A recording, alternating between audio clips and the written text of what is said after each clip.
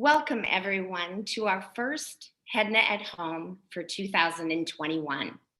While the entire board and the conference team wish we could be together in person for our first 2021 conference, we've managed to put together another amazing agenda for the launch of our 2021 virtual conference series.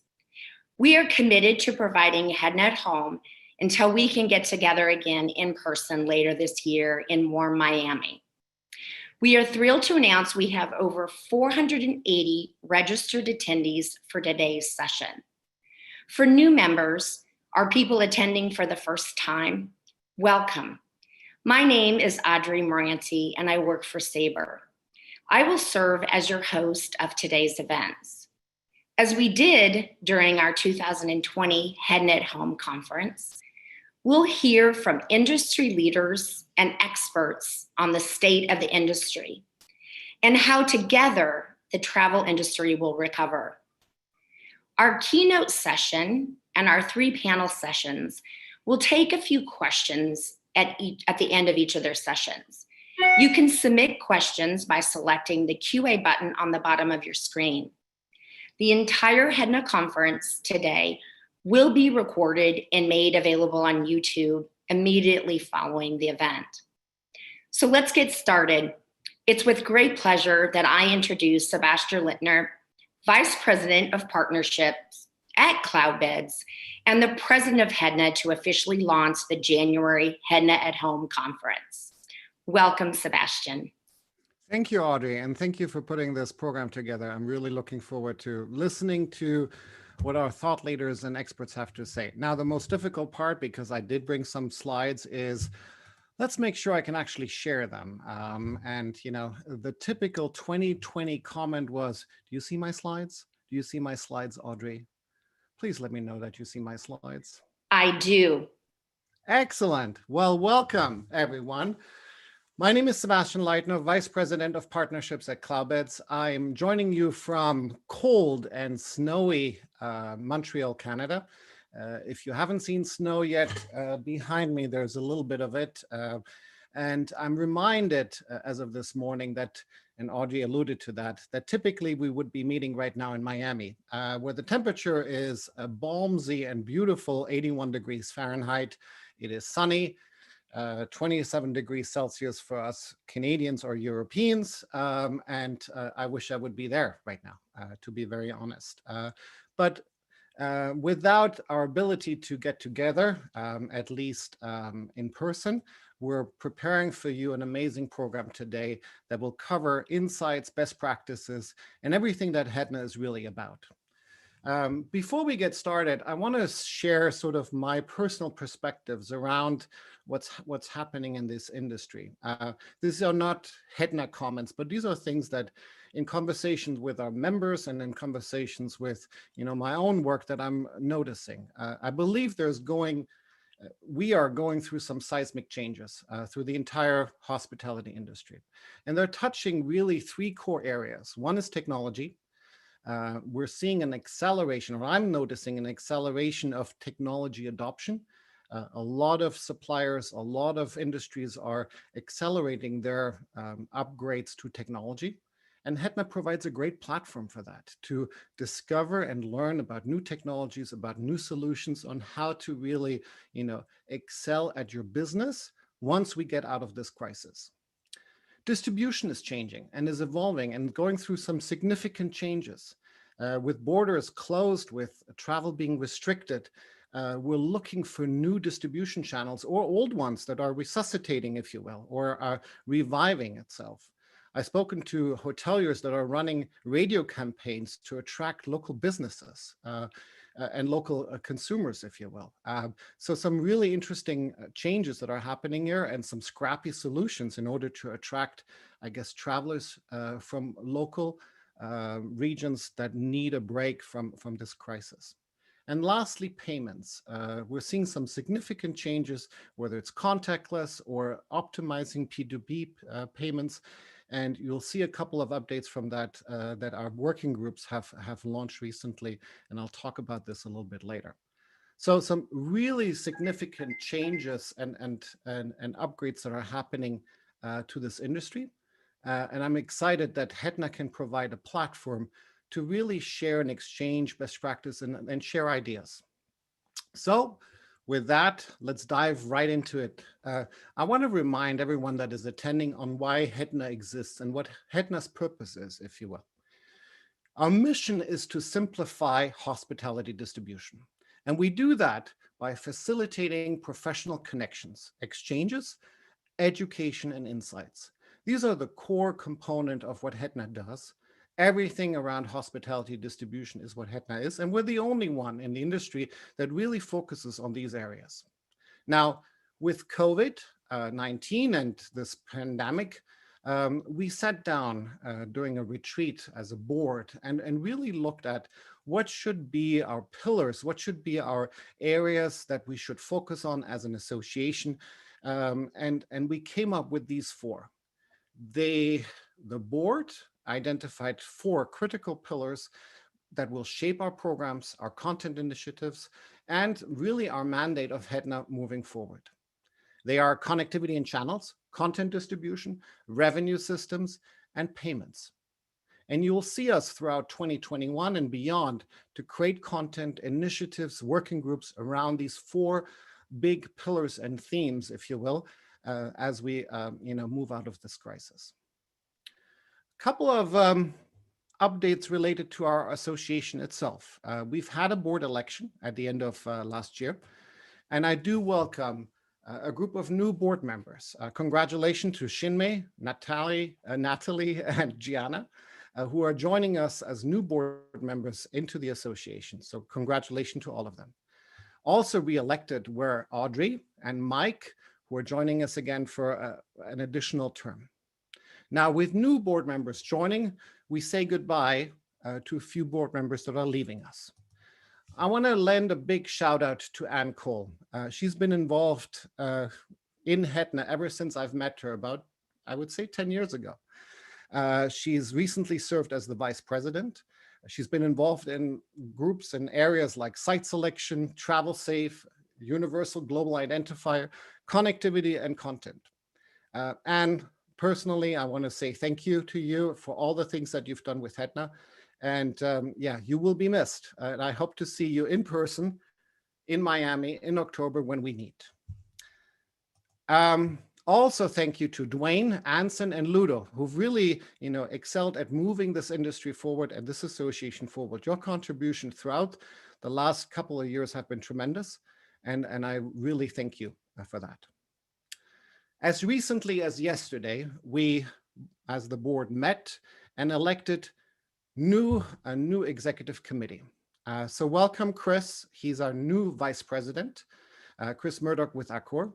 And Audrey is also joining our executive committee as Hedna secretary. Congratulations to both of you. I'm excited to work with you and move this association forward, if you will. All right. So Audrey mentioned already that we will be doing maybe another couple of Hedna at home events. And I want to share a little bit the planning status of events as we move into 2021 and beyond. Hedna deeply cares about the industry and its members, and we always balance safety as well as the ability for us to get together and conduct our businesses. What has impressed me most is the support of the venues and the hotels that we are working with through the, finding solutions that help everyone involved. So shout out to them, whether that's our hotel and venue in Miami, or whether that's our hotels and venue that we use in other places. As Audrey already mentioned, today is another Hedna at Home event. We plan on doing one around May again. And then hopefully, or maybe, this was one of the last few virtual events that we've done. We'll still be doing and conducting webinars, but at least as a conference, as an event venue, we won't be doing, hopefully, many more virtual events. And we'll get together. Now, one of the things that we're planning and considering is, if you will, a very agile conference event. Let's call them Hedna Day events. If all possible, in the summer of 2021, we'll get together, very regionalized, for a few hours to catch up. I think we'll have a lot to talk about. A lot of changes are happening in the industry. And it's important that we stay informed, that we stay connected, that allows us to be better at everything we do and, build these business relationships that we've been, craving for, at least, I want to make sure that we have the ability to get together. Now, some of the places we are considering are London, Barcelona, and last but not least, Amsterdam. Stay tuned for an update. We'll be deciding that on short notice, just to make sure that it is safe for our members and that it actually makes sense for us to get together. Now, beside these three hopeful events, we're also planning our global distribution conference in October in Miami. Finally, we'll be in Miami. It'll be October. It may be a little bit more rainy than right now, but at least we'll get together and catch up in person. This is an event that is currently scheduled for October 11th. And yeah, we'll keep you, of course, apprised on any developments to that extent. Later, in early 2022, we hope to meet in Europe for a 3-day conference in Vienna. This will be, if I believe, the first time that we'll be in Vienna. I'm really excited about that. And I look forward to getting together also in Europe for a Hedna Global Conference. All right, couple of updates that I think I alluded to already. Working groups and initiatives that Hedna has been driving. I want to showcase the Payment Manager. This is an initiative of our Open Payment Alliance in partnership with HTNG, who is publishing today, to be exact, instructions and documentation around facilitating the exchange of payments between business partners. This is a new set of messages that will flow between the payment manager and the hotel's PMS and CRS system, really streamlining and operationalizing the exchange of money, if you will. So really excited development and very important in this current time to facilitate that exchange. Another update that is critical and very timely is, of course, our working group Travel Safe in partnership with HTNG and Open Travel. They're working on a set of messages and both for content, but also for ARI in order to restore consumer confidence and providing them the depth of content that is required in order to make educated decisions around the safety of each guest and the ability to, social distance, for instance. So here are some great initiatives that were very timely, and I applaud, the publication and the distribution of this information. Let's talk a little bit about members. Believe it or not, in 2020, we had a growth year. We've had 16 new members that join us. And I'm happy to say that our financial situation is stable. However, I want to encourage every member to continue to support us in 2021. One way you can do that is by paying your annual membership fees. Hedna would not exist without you. And if you believe in the things that we do, both for your employees, for your teams, for your ability to drive business and business relationships, then please support us. It is critical at this time to keep our programming involved and active, and of course help us by paying your membership dues. Another way for you to support Hedna are, of course, our sponsorship option. We have and are in the process of launching a set of annual sponsorship options. They range from distribution to digital and align nicely, if you will, with our themes and our programs. A bit later this year, we will be providing you options to support our Miami Global Conference, as well as, of course, if we do them, our European Day conferences. Now, this really concludes, I would say, my update. Thank you very much for listening. If you have any questions or comments, feel free to contact me. Now, I want to turn it over to Ian, who will discuss the state of the industry with Jan Freitag. Ian, are you ready? I believe so, Sebastian. Good morning, everybody. So it really wouldn't be January at Hedna without us first hearing from Jan Freitag from STR, as he takes us through his traditional look back at last year and what we can expect for hot off the press trends for 2021. I'll encourage you, please do ask questions. We'll have plenty of time to share thoughts at the end. But hold on to your hats, ladies and gentlemen. I think this session is going to be quite a roller coaster. Jan, welcome. Thank you, Ian. Good morning, good afternoon, good evening, wherever you may be. Sorry we can't be together. I love that video, man. Remember when we were 1 foot apart, no mask, taking sushi with our bare hands. Wow, remember those days. So I look forward to doing that soon again in person. Let me share my screen and my slides here. And let's start. So it's been tough, This is unprecedented is the word that we're using all the time, but the data points that I'm showing you that you've been living with are indeed something we've never seen before. So it's sort of hard to make sense out of the data when it's so dismal. I was with you a year ago and I shared, 5 predictions for the 2020s and talked about Amazon, talked about climate change, talked about cleaning fees. And then I was looking for a 5th one and I'm like, well, we're sort of in this very long run, the longest uninterrupted RevPAR growth cycle we've ever seen. So I'm like, well, let me just predict there'll be a recession because, I'm probably going to be right in the 2020s. And I said, look, ADRs are going to, drop pretty sharply. Little did I know that I would actually be correct so quickly. Indeed, 60 days later, you see here that this is the ADR performance for the United States. And in April, indeed, RevPAR dropped by 45%, and then it got a little bit better. I don't want to say better, maybe a little less bad, going forward. And then when we fast forward to the world, what I'm showing you here is the RevPAR percent change for the year by region. And we introduced something new in this environment because the data was, well, unprecedented and we had a lot of hotels close. We were asked, hey, don't show us your standard calculation of occupancy and RevPAR. Show it to us as if all rooms were open, what we call total room inventory. And of course, when you have the denominator goes up, that means that the occupancy has to go down, right? So you're seeing here that the occupancy and the RevPAR are much worse if you take all rooms into consideration.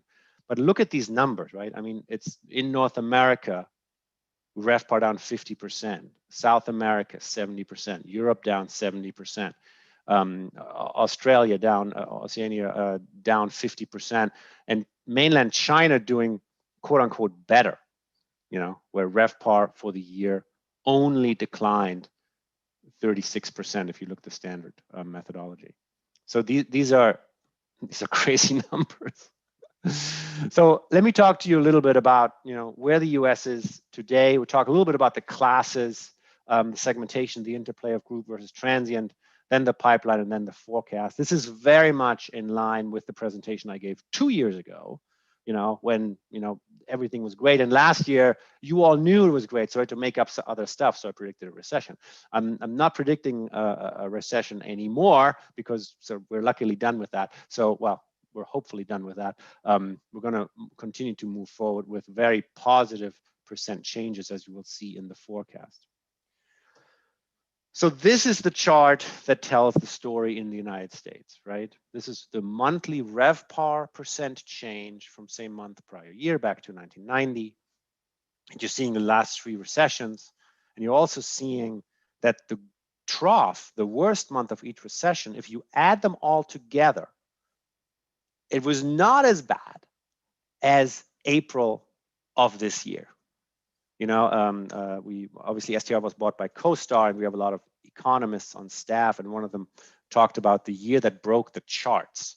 And that's very much what this looks like. You know, it's going to be very hard going forward to make these charts legible because you have these not random, but you have these very severe outliers, you know. So this is what it looks like when you zoom in.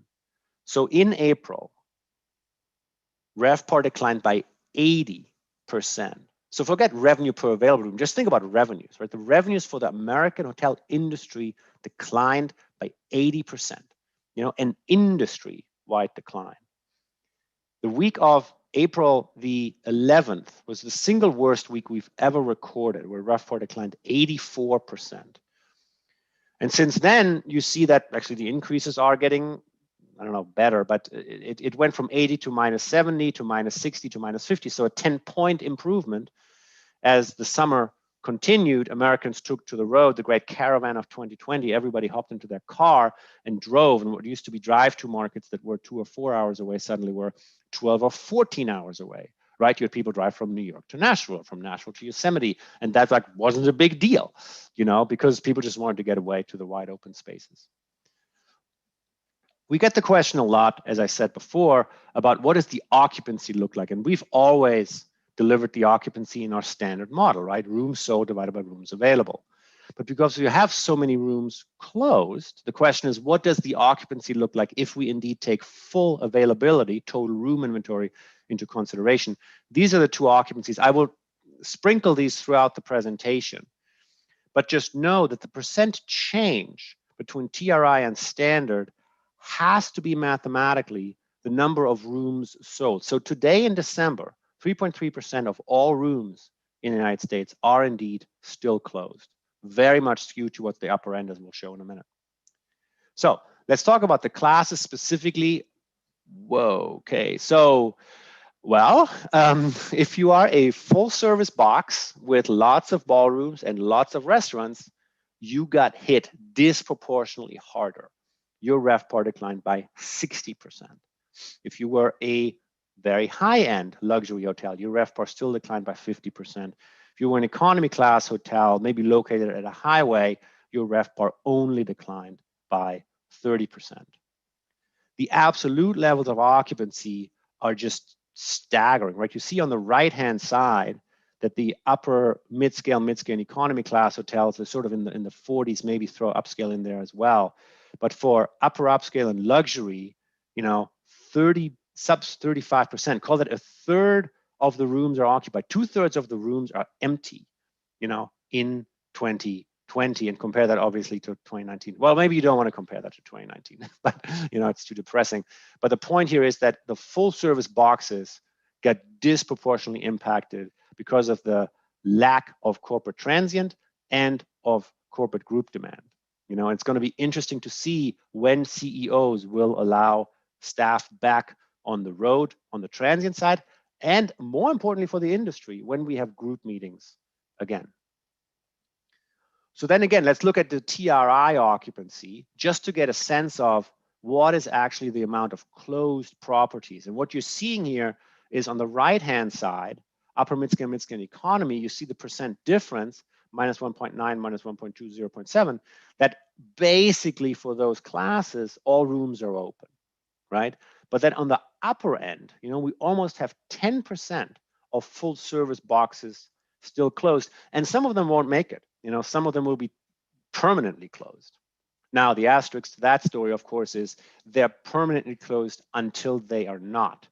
You know, so you read a lot about high-profile properties in New York City, for example, being closed, but I do not think that those will be actually closed forever. They're closed by the current owner forever until that entity sells it, you know, and then somebody else may step in and open it again. Segmentation, and this is just brutal. So the group RevPAR percent change in April declined 94%. I always say there were no groups, and that's like not totally true, but it's basically true. And you see on the far right-hand side that the data hasn't really recovered. That RevPAR, group RevPAR is still down, 85% or so. So throughout the summer, when there was some signs of life on the transient side, there really was nothing, or nothing that moved the needle on the group side. Indeed, though, and this I think is super fascinating, in August, September, October, November, we sold over 1 million group rooms, right? So when there was no group demand, we still sold over 1 million group rooms. And so I was wondering the way you're wondering, like, who are these groups? So I talked to some, local directors of sales here in Nashville, where I'm based, and I'm like, hey, what is this? And they said, look, Jan, there are weddings. They're just tiny. There are soccer teams, there are youth baseball teams that are still traveling, which now can't afford a very nice hotel because those hotels are basically empty. So there are very random, what we call Smurf, right, groups that are there. It's just not this big corporate piece that's missing. Add to that little side note here, this is not our data, this is from trade.gov, but the number of international travelers just cratered, right? So the scale is at 100,000. So it's 2.8 million, call it 3 million in January. It's a tenth of that in November, and in April, it was, what is that, 20,000? I mean, really nothing, So this is going to hurt the big boxes in the coasts for much, much, much longer. Right, and you heard about, the administration is saying, look, you need to have a negative test if you want to come in if you want to board a plane to get into the U.S. All of this is not going to help this number. Now, I applaud that we're doing this, but just know that there's not going to be a lot of movement on the international visitation data. And then this is slightly different, but exactly the same story. As you know, we break out the United States in the top 25 largest lodging markets, excluding Las Vegas, and basically everything else. And this is just to show that, oh, wow, because the top 25 markets have a disproportionate share of the full service big box hotels, they, of course, got hit hard as well. And you see that, the RevPAR, in December was still down 65% for the year, well worse than the nation.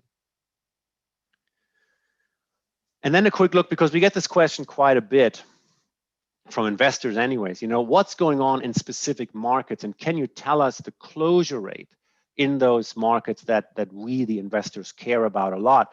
And you see here on the right-hand side is the difference, meaning the closure rate, and on the left-hand side is the absolute level of occupancy, either standard or TRI.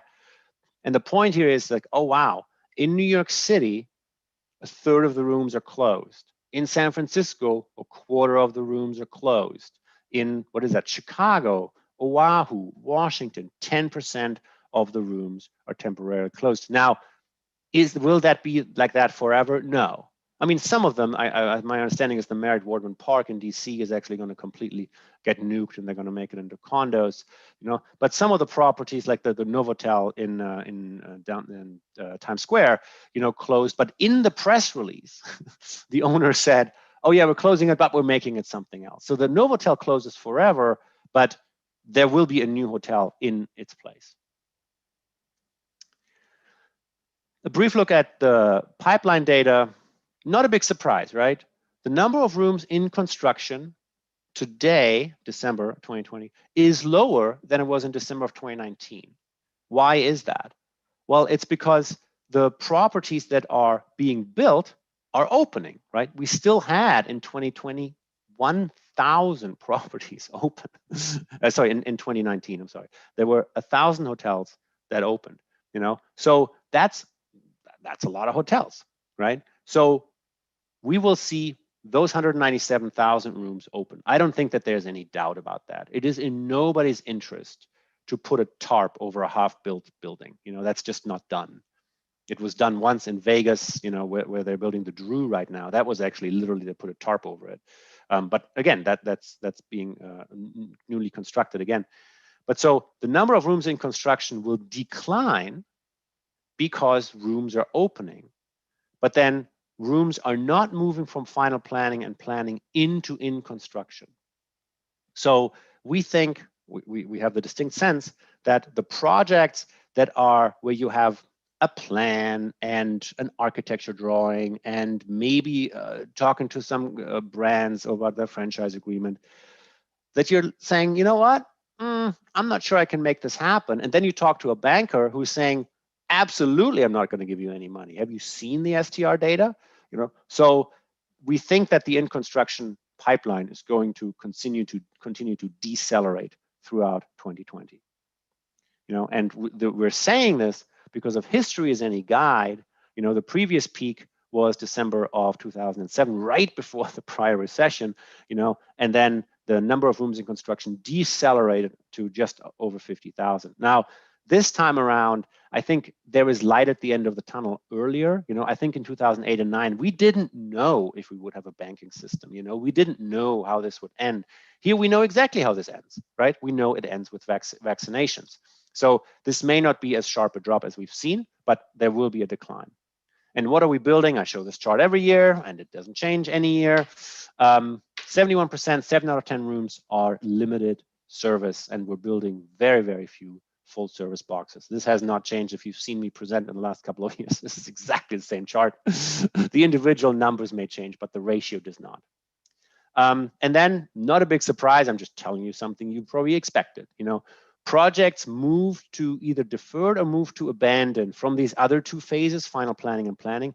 No big surprise, right? That number is increasing. On the final planning and planning movement to abandoned, let's just be very clear. If somebody signs a franchise agreement or breaks ground or buys land, they send us a press release. They're like, look, we're going to do something cool. Do they send us a press release if they abandon a project? Nope. So I would think this is actually an undercount of the projects that are being abandoned.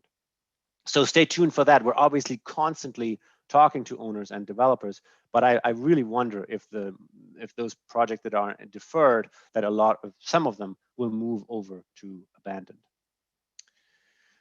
And then just to put that chart that I showed 2 charts ago into context, so because 70% of rooms are limited service, we're not building full service hotels, which also means we're building less meeting space, which then also means that in the future, as we recover, meeting space will be hard to come by, and this is a really interesting conundrum, for hotel owners today, because they know there are no groups, but in the future, there'll be very little competition or very limited competition, so this could be a very interesting place to be if you can make it through, because there's just fewer meeting space, less meeting space available, and obviously, if we expect the recovery to happen, there will be meetings again.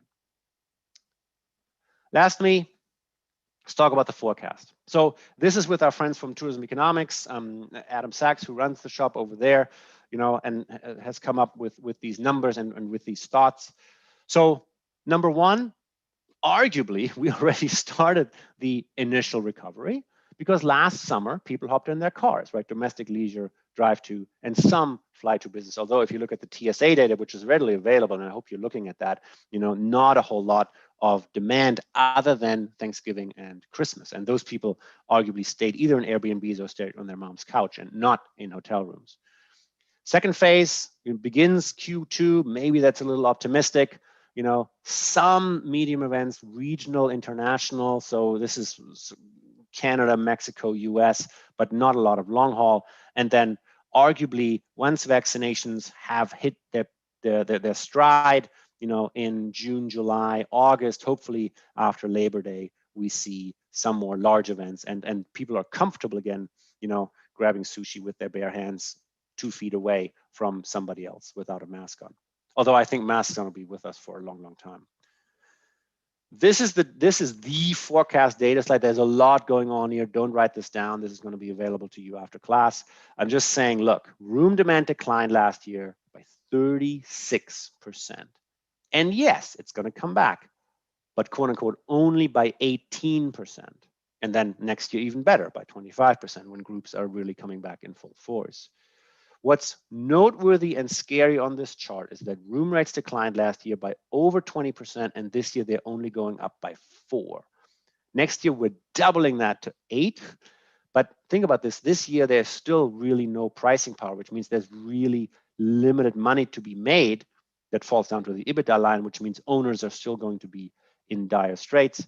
The RevPAR forecast, 21%, 22% call that growth, is of course the single strongest year we've ever recorded, only to be eclipsed in 2022. And if these percentages don't make your head spin, maybe this does. So this is actually doing the math for you. So the occupancy last year was 42%. This year, it's still sub 50.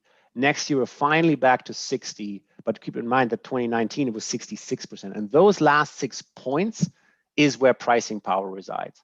And since we don't have those, there's going to be very limited pricing power. You see that the room rates increasing very, very, very marginally. So then the question is, all right, Jan, this was all interesting-ish, but when are we back? When are we back to 2019 levels? And I'm only showing you here room demand and ADR, just to make the point that, look, we expect that room demand in the United States will meet 2019 levels in 2023, but that ADR will not hit 2019 levels in this forecast horizon, which is 2024, implying it's going to be 2025. So this is a demand first, ADR second recovery, which it always is. This is not a surprise. This is the way the recoveries play out, demand first, ADR second. But the ADR decline last year was so severe that it's going to take us 5 years to get back to 2019 levels. So with that said, I appreciate your time, and let me stop broadcasting and happy to take any questions you may have. Perfect. Thank you, Jan. Appreciate that. I think I'll just do a very quick plug for the data analytics session, which is coming up, because I think based on what you've just seen, knowing how to react to data and how to stay a little bit agile coming through the next couple of years is going to be really important. So yep, absolutely. Yeah, thanks for sharing the insight, Jan. I think I mentioned it'll be a roller coaster. It certainly feels like it. So from a personal perspective, rightly or wrongly, I live in New York, and I made the decision to stay in New York this whole time, right? So you talk about the Novotel Times Square. Like, I live 2 blocks away from Times Square. I've genuinely seen firsthand some of the challenges that you've talked us through in the last 20 minutes or so. But I couldn't help thinking as you were going through it, like if I'm operating a property in the mountains of Tennessee or the beaches of North Carolina, I'm probably sitting there watching you do this and think, oh, I'm not seeing quite the same, right? I may have had a really good summer last year, but what do we know about the difference between urban versus non-urban trends? Yeah, absolutely. Tale of two cities. There's full service. I think the 3 sort of trends that came out of the summer of 2020 was drive to over fly to, suburban over urban, and limited service over full service. Those were sort of the 3 main themes that emerged in the data and that we saw when we talked to your colleagues, our colleagues, and clients. So you're correct that if you had access to wide open spaces, that made people feel safer. So Wyoming, the Dakotas, Utah did really well. And people drove there, for like 15 hours because they're like, I don't trust anybody, I know my bubble, this is my car, and they went. We actually expect something very similar this summer, this late spring, early summer. I have, rightly or wrongly, this odd feeling that the American consumer cares about the virus, but doesn't really. I mean, what we saw, I think was a little counterintuitive that people indeed, as the virus started, people said, well, I don't want to fly and maybe I don't want to stay in a hotel. But you saw that Airbnb did really well, right? Like you can rent a place, a home, you know, VRBO did well. And people said, I want to go somewhere, you know, and so virus be damned, you know, people still went.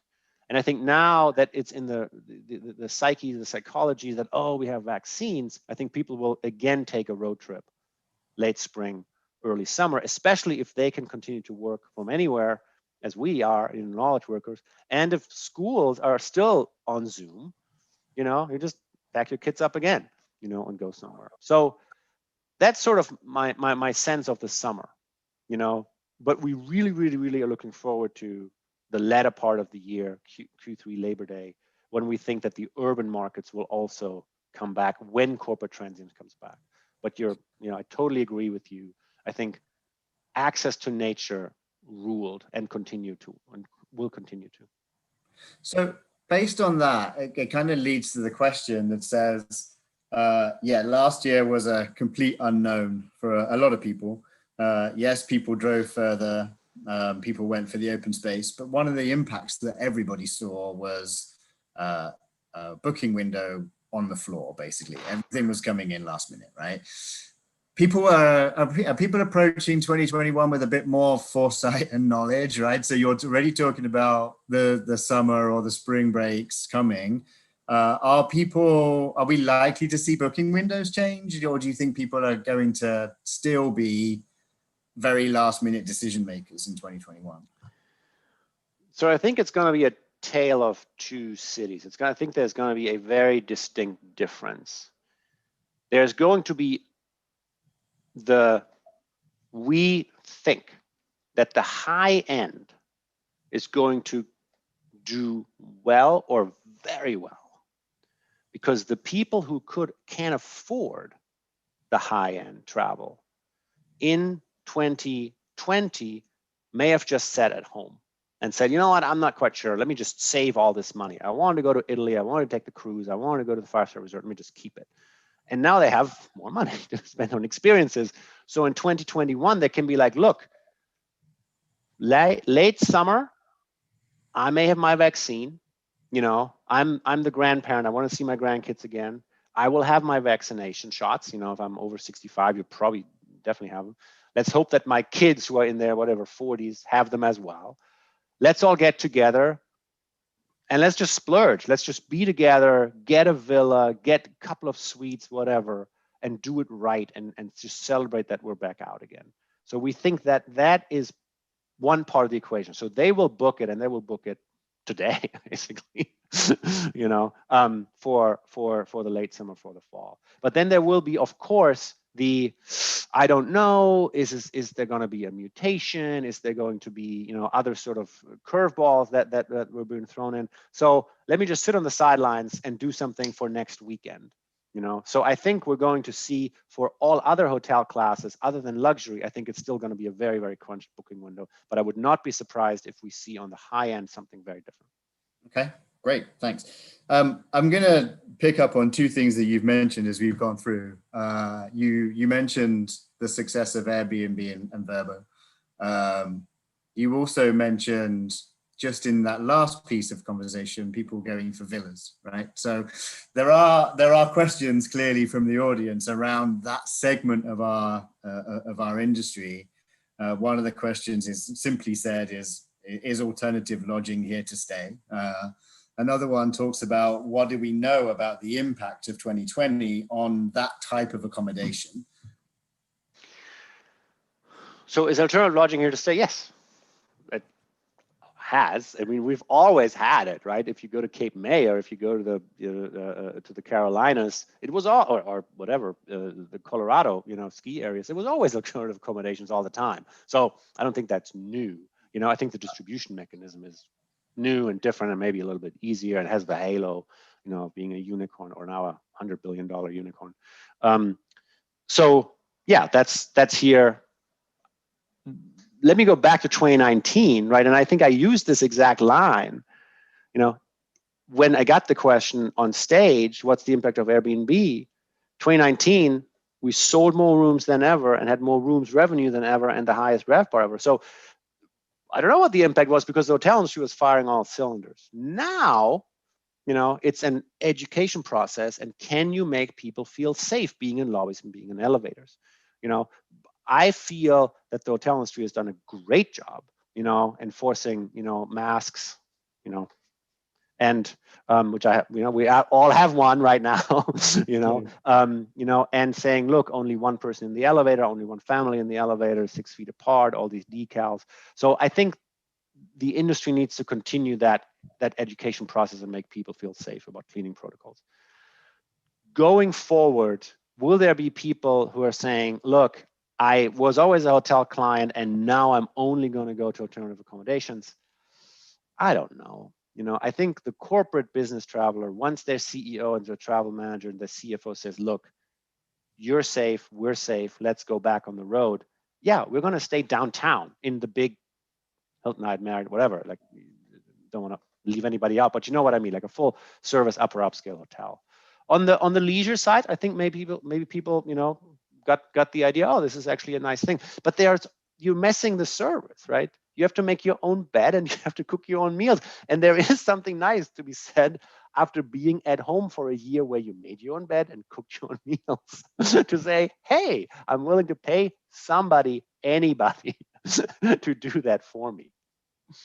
Right now, I would take either option, honestly, and I think that's probably how a lot of people feel, right? So I think you're right. I think there's, obviously at Booking, we saw an increase in the popularity of homes and apartments, specifically non-urban as well. But I think there's going to be a balance, and certainly I think somebody wanting full service is very valid, and somebody wanting space and privacy is also very, very valid. So I see them both coming back.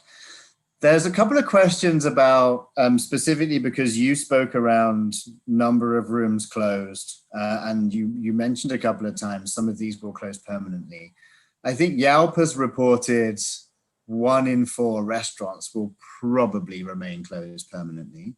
And interestingly, I see that way higher in New York already. Yeah.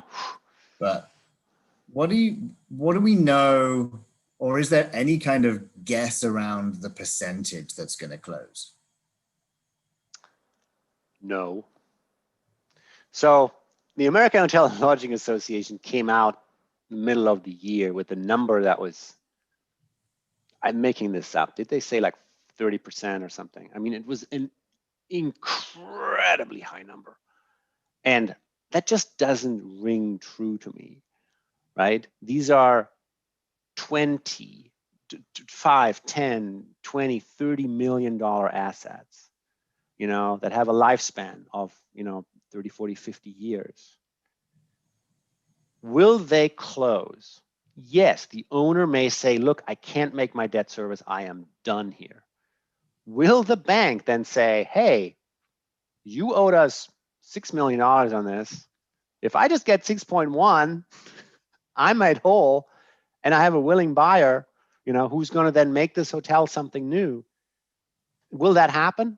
Absolutely. There's a ton of money on the sidelines, as there was in 2009, of private equity funds, of debt funds, of what they call runway capital funds, of people who are very, very interested in investing in this industry, especially with the vaccinations going on, because there's light at the end of the tunnel. This too shall pass. There will be corporate transient, and there will be group meetings again. So on the restaurant side, a lot of restaurateurs, they just lease the space, right? They don't necessarily own the property. So they're like, well, I can't make my lease payment. The owner's like, well, you're out of here, and they're done, But I think on the hotel side, owning the asset, you can do a lot of things with it if your entry point is right. And I think that's how I look at the world. These press releases that come out and saying these hotels are closed, they're closed forever until they're not. Right. So fast forward to whatever month we do our North American in-person conference in 2022. Obviously, we've got Miami coming up in October. Mm-hmm. The first words I want you to say on stage is, here's what I told you in 2021, this too shall pass, right? Because let's just use those words. Yes. Eventually, I'll be right. Just keep inviting me. I will be right eventually. So we asked you very specifically, this being the kind of North American version of the conference, we asked you very specifically to talk about US trends. We obviously have attendees across the world. Do you have any kind of insight into what you're seeing for recovery timescales for Europe? Like if you're talking about 2023 for demand in the US, like what's Europe? Is it earlier than that or later than that or the same? So the sharp lockdowns, obviously curtail occupancy. And then the question is, can hotels make it, even with some government assistance, can they make it through it? The hopefully vaccinations together with the lockdowns will decrease the spread, which then gets you out on the other side, like in China, or like I was interviewing somebody in Taiwan, and they said, well, we've had 7 cases in the last 7 months. And they came because somebody from another country came in, had an operation, infected the doctor, who then infected some nurses. But that was Taiwan. Like Taiwan, life is, from my understanding, business as usual. Same/opposite side of that is our Beijing bureau chief. Somebody went into their office complex, not her office complex on a Sunday, tested positive on Monday. On Monday afternoon, the government locked people in the office. They put up a rapid testing site outside, and they're like, you cannot go home. You're all in the office today. Come downstairs, get tested, go back to your office. And then on Tuesday morning at 5 a.m., they got the all clear and everybody left. So those are unfathomable interventions that could not stand in Europe or in the US. That is why China will recover faster, because our bureau chief, when we were texting, when she sent me these messages, she said, I am so thankful. I appreciate that. I'm like, wow, that is not necessarily the attitude you would get, in Western countries if you get locked into your office overnight. So I think the countries that take this seriously and take some drastic measures will come out a little bit earlier. It's going to be interesting to see with the mutations, because we can only lock down for so long, So I'm dancing around the answer. I don't have a good answer because it is still so murky. If the lockdowns work, and if the infection rates go down and vaccination rates go up, then yes, Europe could be on the earlier side of the recovery. Great. Tim, thanks for asking the question. Nice to see you virtually as well. Let's see what we come up with from the European Day conferences. Maybe there'll be less murkiness around that time. Yeah.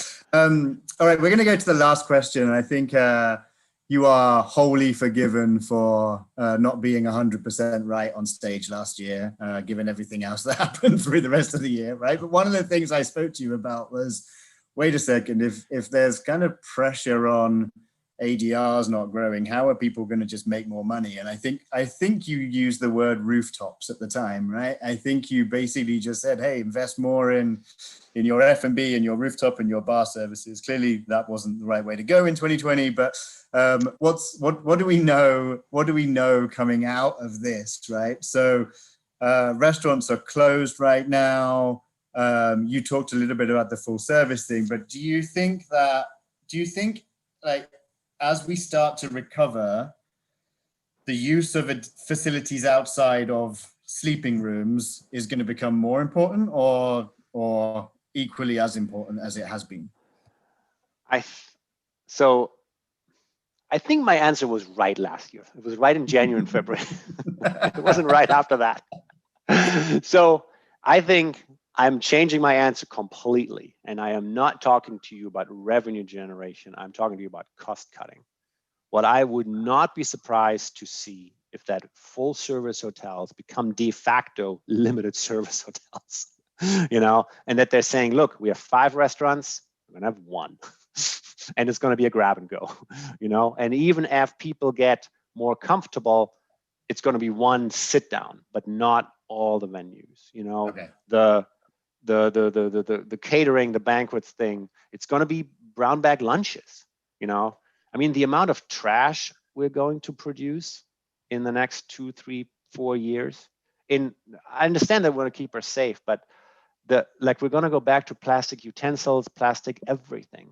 Yeah. You know, the trash can in your room is not going to be big enough, you know, because if you have 2 meals, it's just going to be overflowing. So I think this is going to be about pivoting and cutting costs more than figuring out where the revenues are. I mean, you always try to do both, but I think in this environment, we're going to look on the cost cutting side. And if you have a full service hotel that gets foreclosed on and the bank is like, hey, who wants it? And you have a new owner stepping in, I cannot imagine them on day one saying, hey, here is everything open.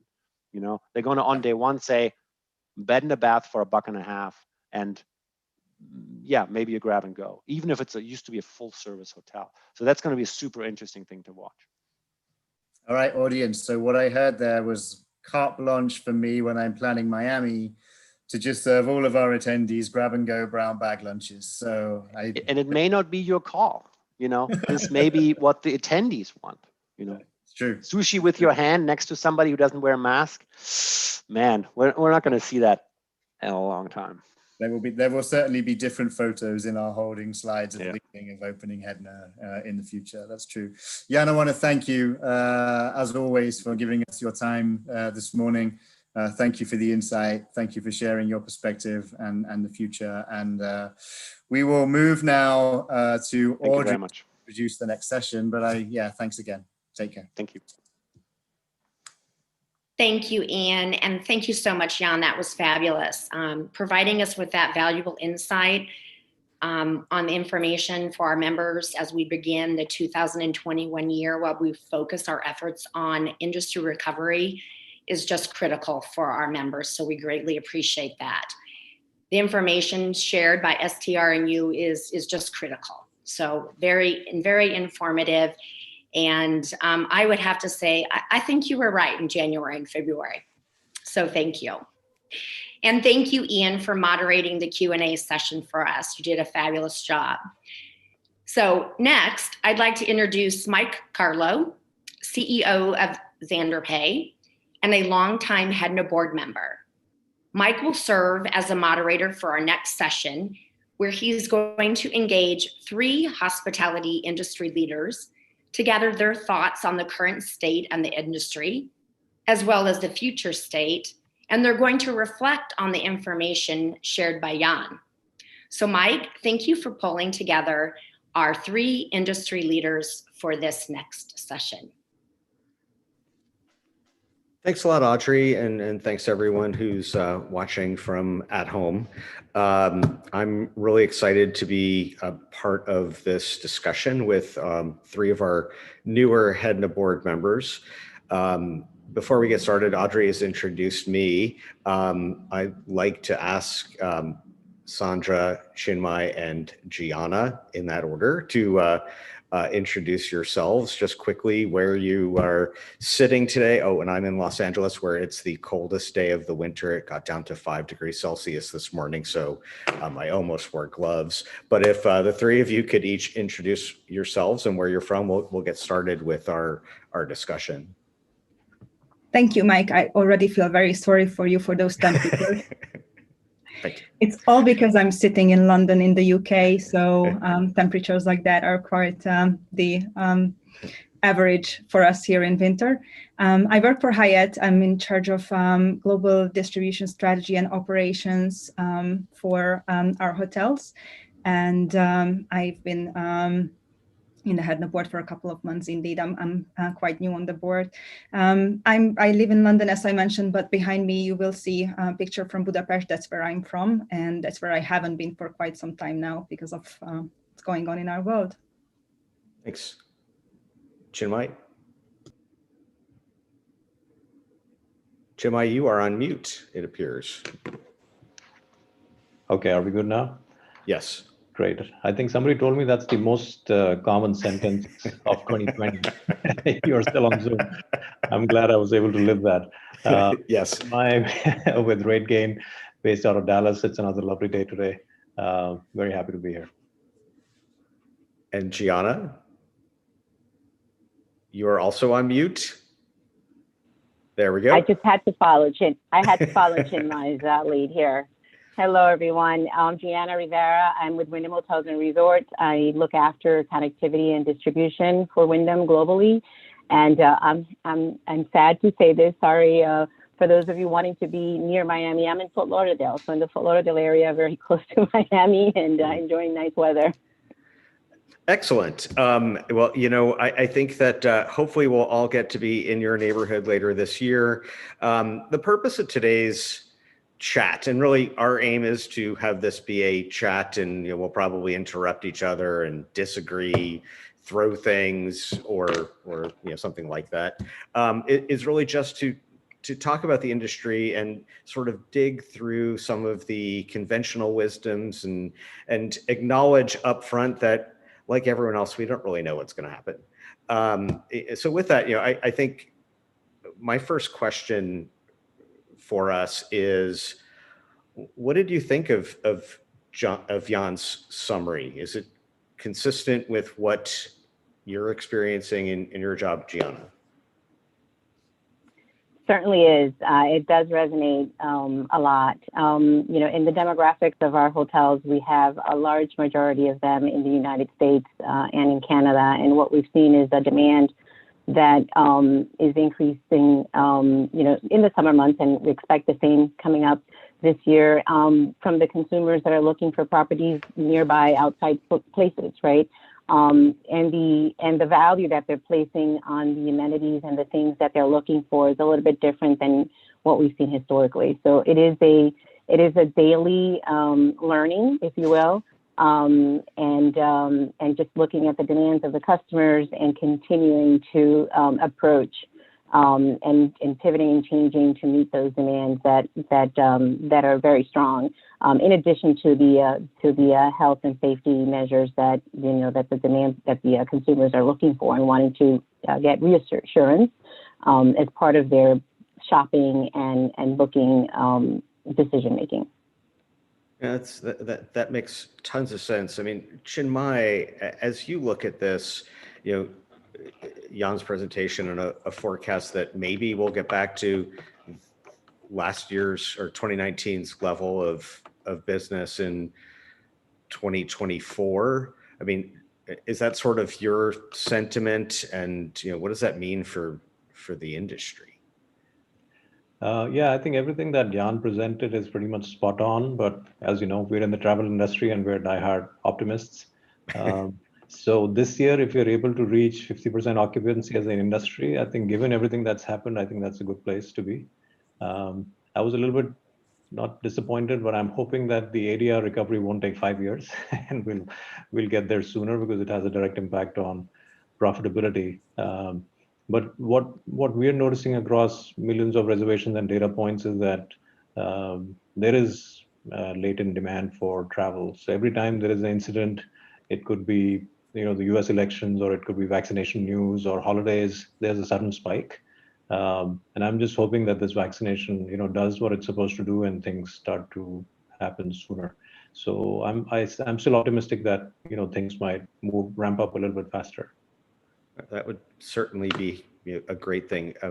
So Sandra, again, going back to what you thought of Jan's summary, one of the questions that popped to my head through that was, who are these people that are getting us to 42% occupancy? Who were the 5% of people who still went to hotels in April? I mean, what are your thoughts on that part of the presentation and what it means for the future? Yeah, I think that's something what we are monitoring very closely is really who are the customers of these days. And despite of every previous data points or whoever we knew as our hotel customers to be, we cannot look at those data points anymore. We really have to look at what happened today and yesterday, and who's looking for our hotels for tomorrow, because it's really everything with being so last minute, it's really where our focus is. Leisure has been really the major driving points, but then you would see some companies and some governments, of course, that would operate under these circumstances, and they still have to travel. So that's probably the 5% of the occupancy we've seen in April. But indeed, in every region, we see that that as far as or as long as people are able to travel, they look for travel. And as Jan just pointed out, you want your coffee to be served by somebody else. So even if it's very domestic and very local, people do go and would like to have that breakfast served for them. Yes, that would be absolutely lovely. I've tried to train my dog to bring me coffee, but that's just not going to ever happen. Should we be optimistic? I mean, or maybe the question is, when should we be optimistic? Personally, everyone keeps talking about, everything being unprecedented. I just can't wait for a couple of months of precedented. Don't think it's a word. Perhaps it could be the word of 2021, but let's just get to precedented. But with regard to optimism, Shima, you had mentioned that word already. When can we start, in your opinion, or how do we become optimistic? Yeah, I think, like we were saying, it's completely dependent on the COVID vaccine rollout.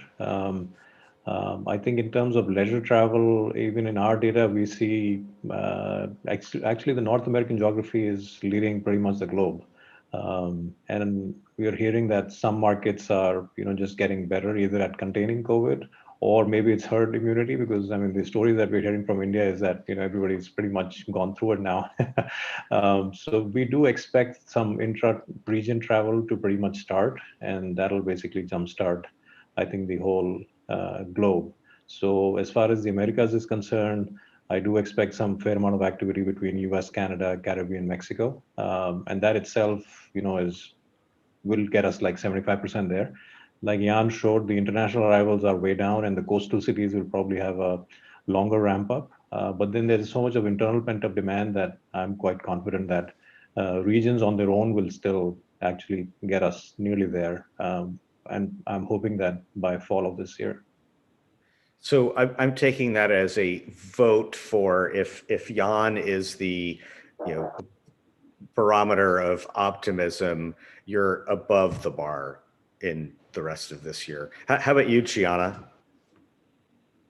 I probably are somewhere between Jan and Chinmay. I would say that, we saw sort of consistency, occupancy, maybe from, mainly from first responders and folks that were out in the field, and then coupled with, a lot of the project-driven type of activities, and including construction and just, delivery. Everything we do has been now, the logistics of getting somebody to bring it to you or to ship it to you, which has also created, more of a demand for certain types of hotels. So I think that is going to continue to grow. We heard also, what's happening with the Smurf market. I think that, there's opportunities there. So I'm going to be a little bit, sort of in the middle and say that there is optimistic around our ability to continue to grow occupancy. It's just different occupancy, right? The customer is different, and as we learn about those customers and we provide the content and the value that they're looking for, we get the ability to more accurately compete for that business, which I think is where we find ourselves today when we think about alternative lodging, right? And just to Sandra's point is presenting those opportunities to the consumers to say, hey, it's really nice to stay at a hotel when you get offers that cater to you and your needs. Interesting. And Sandra, also from a hotel perspective, but a different kind of brand with with a smaller number of properties than Wyndham. Is your perspective similar in that way? Yeah, I think that that I really cannot live outside my perspective that I'm physically sitting in Europe, and if you recall Jan's slide with Europe being the most impacted and in probably the worst position, that somehow influences how I see the picture. But yes, indeed, our chain is smaller in numbers, but still very heavy in the US portfolio, so somewhat influences it. But I think what we are really seeing is whether if it comes to different brands or different locations or the size, it's really all our previous efforts went into how can we do something as a company globally and align our efforts and have that power. Whereas these days, let's just forget that everything is regional, because it's so many differences depending on where you look around the globe. So we really have to focus on that. What works in one destination may not work at another destination. So we have to be very creative as to what is the opportunity at hand and how we react most quickly for that. Yeah, that's a great point. And I think if I look at the question of optimism, I think we almost have to sub-segment our optimism. I mean, I think that going back to Jan's comment about sort of the luxury travel, I think that people are going to be taking trips. They're going to be taking fewer of them. They're probably going to spend a similar amount of money, but it's going to be on more focused, really important expenditures. They're not going to fly somewhere for a weekend to a town just for the sake of getting out of it. I think that sort of travel will change. So I would be very optimistic when it comes to those sort of mindful, larger expenditure trips. I am extremely not optimistic when it comes to business travel as we knew it. I look at business travel, and I traveled a lot before the pandemic. I'm going to be cutting back on the number of my trips. I mean, Zoom is a great mechanism that we've all been trained in to communicate. So I would say, from a business travel standpoint, I think that has changed forever. I think that there will always be a need for business travel, but it will be a different construct. So to answer the question, very not optimistic about business travel for the next few years, optimistic for leisure. Mike, would you say? Go ahead. I was going to say, to your point, though, I think we're saying the same thing. It's the corporate travel as we know it may not return, but there's new opportunities, right? People are traveling differently. To the point that Jan made earlier, you can work from anywhere. So maybe you will be, traveling for business and bringing along your family, and we'll see more of the leisure trips taking place that we've seen before. It's a new demand for sure. It's a new demand. Yes. But I also don't think that companies are going to pay for the business travel in that situation. I think that that's going to be a personal preference. So it is going to be as you say, a new demand. What else do you think coming out of this chaos of the last year, do you think will permanently change, Gianna? Well, that's a heavy question, right? And I actually, and that's why we're doing this. Yeah. So Sebastian touched on something when he opened us up earlier today, and it's really the acceleration of technology, right? I think that, I've said this before, and I still hold the same opinion. I think that, automation brings us closer to transparency, and transparency in our industry is so important. It's more important than ever based on the demands of the consumer today. They want to know, is it safe for me to come here? What are the things that I can do when I arrive to your location? What kind of activities can I engage in? And all this sort of content that for years we've struggled as an industry to serve up to the consumer. I think we don't have that luxury anymore. We have to be able to have that flexibility and willingness as an industry to be more versatile and make this kind of information readily available and in a dynamic fashion. So I think that's one of the biggest changes that as an industry we've seen specifically in the hotel space, that we have a lot of opportunity to bring forward. Well, I think that's a great point, and I think we probably can't even imagine what some of the forever changes are going to be. I mean, Sandra, sitting in London and really not being able to leave your house for 4 months, I mean, how has that changed your perspective on what will become a permanent change? Oh, completely. I think that something that we really feel differently about is cleanliness. It has always been something of an importance, but what we meant clean a year ago or before that is, and what we mean by clean now, and what the focus on that will be very different.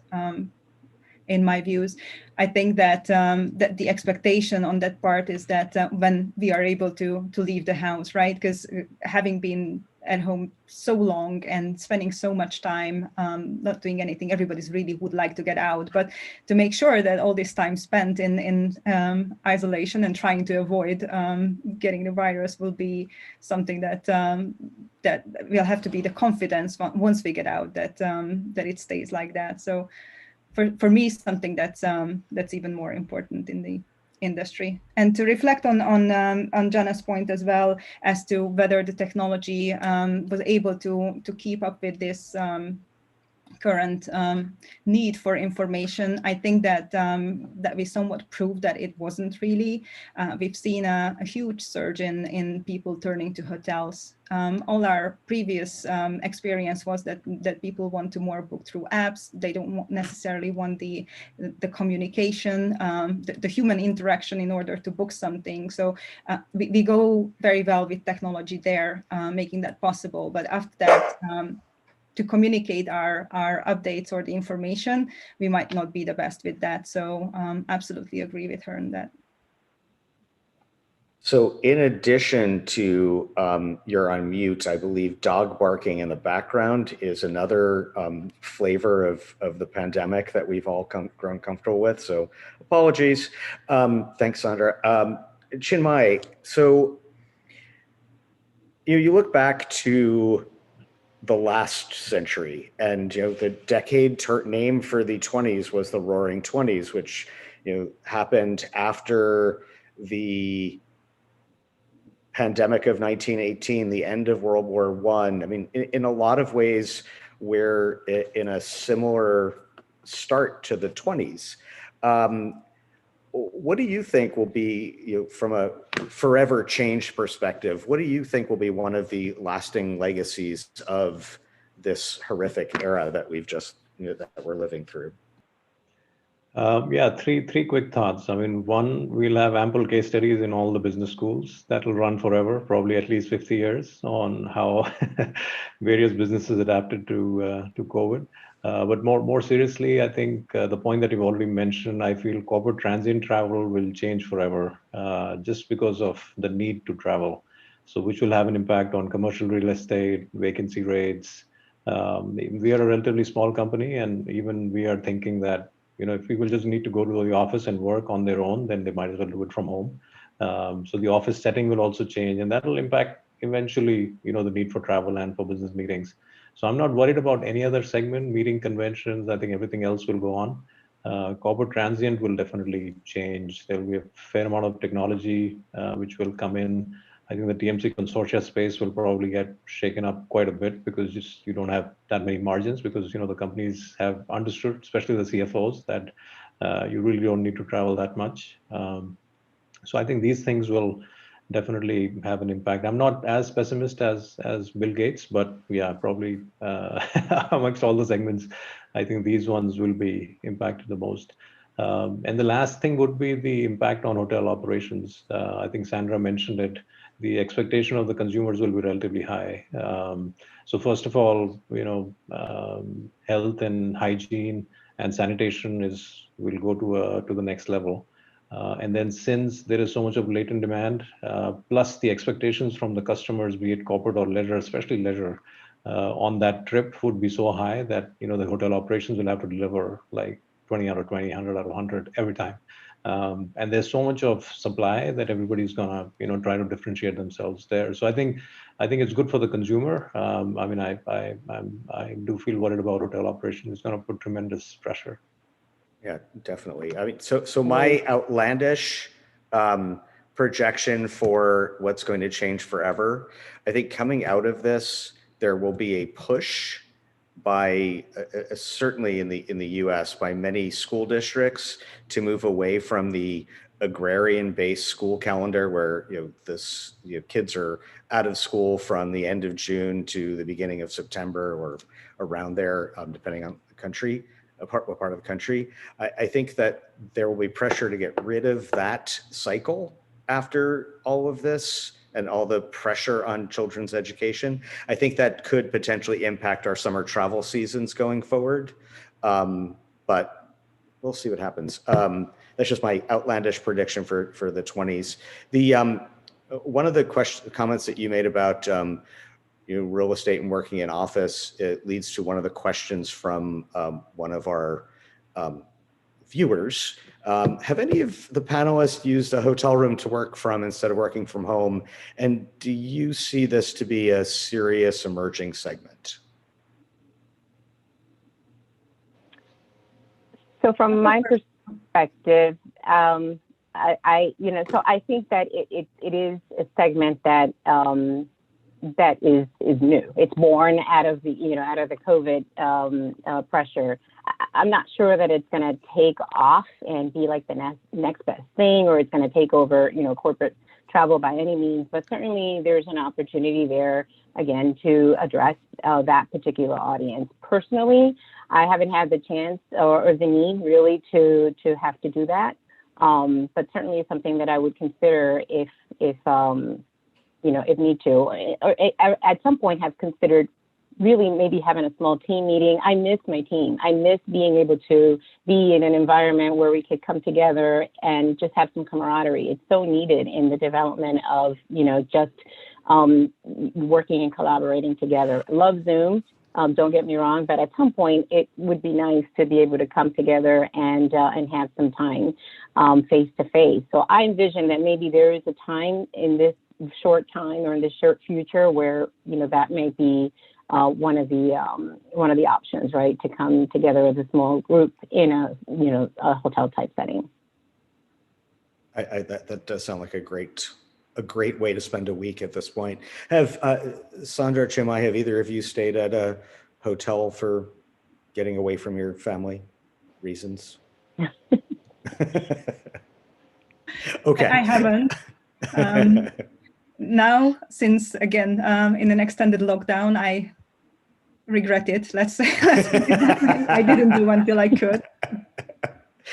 Yeah, I've utilized it not for leisure purposes, but just for work and for small meetings. So I'm part of some loyalty programs. Marriott Bonvoy, I think, is doing a good job of just telling you what hotels are available and what kind of workspaces are there in your neighborhood. And I think some companies, I know Leonard at Citizen M has kind of launched this plan where it's a fixed monthly fee and you can stay at any Citizen M, for a month or something like that. So I think these kind of ideas are pretty good. I mean, I know the genesis is obviously the short-term need of, better capacity utilization, but I think some of these concepts will definitely stay. And even concepts like WeWork, etc. There are a lot of these ones coming up. So instead of a traditional office space where you're stuck, reduce that footprint. So corporate, like I said, corporate will definitely change. On the leisure side, I think Airbnb, VRBO, we're seeing all the trends. I think there's a lot of surge and interest in those areas, and that'll probably continue.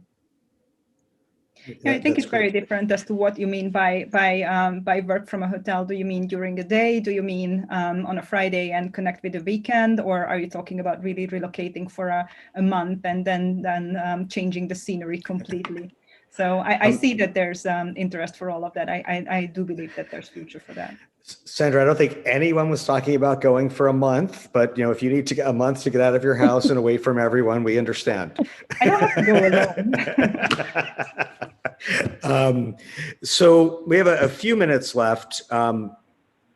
There is a great question about about air travel, and as vaccines are rolled out, and specifically the international travelers, folks are going to be reluctant to travel initially, but given the relative ease of air travel when their occupancy rates are 20%, 40%, are there plans by the hoteliers to lure people from other countries to travel internationally? Or is that too early for us to be focusing on? And I guess that's a question for both Sandra and Gianna.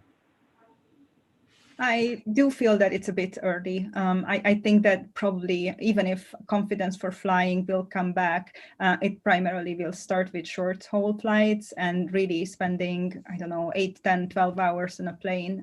That will be probably the last.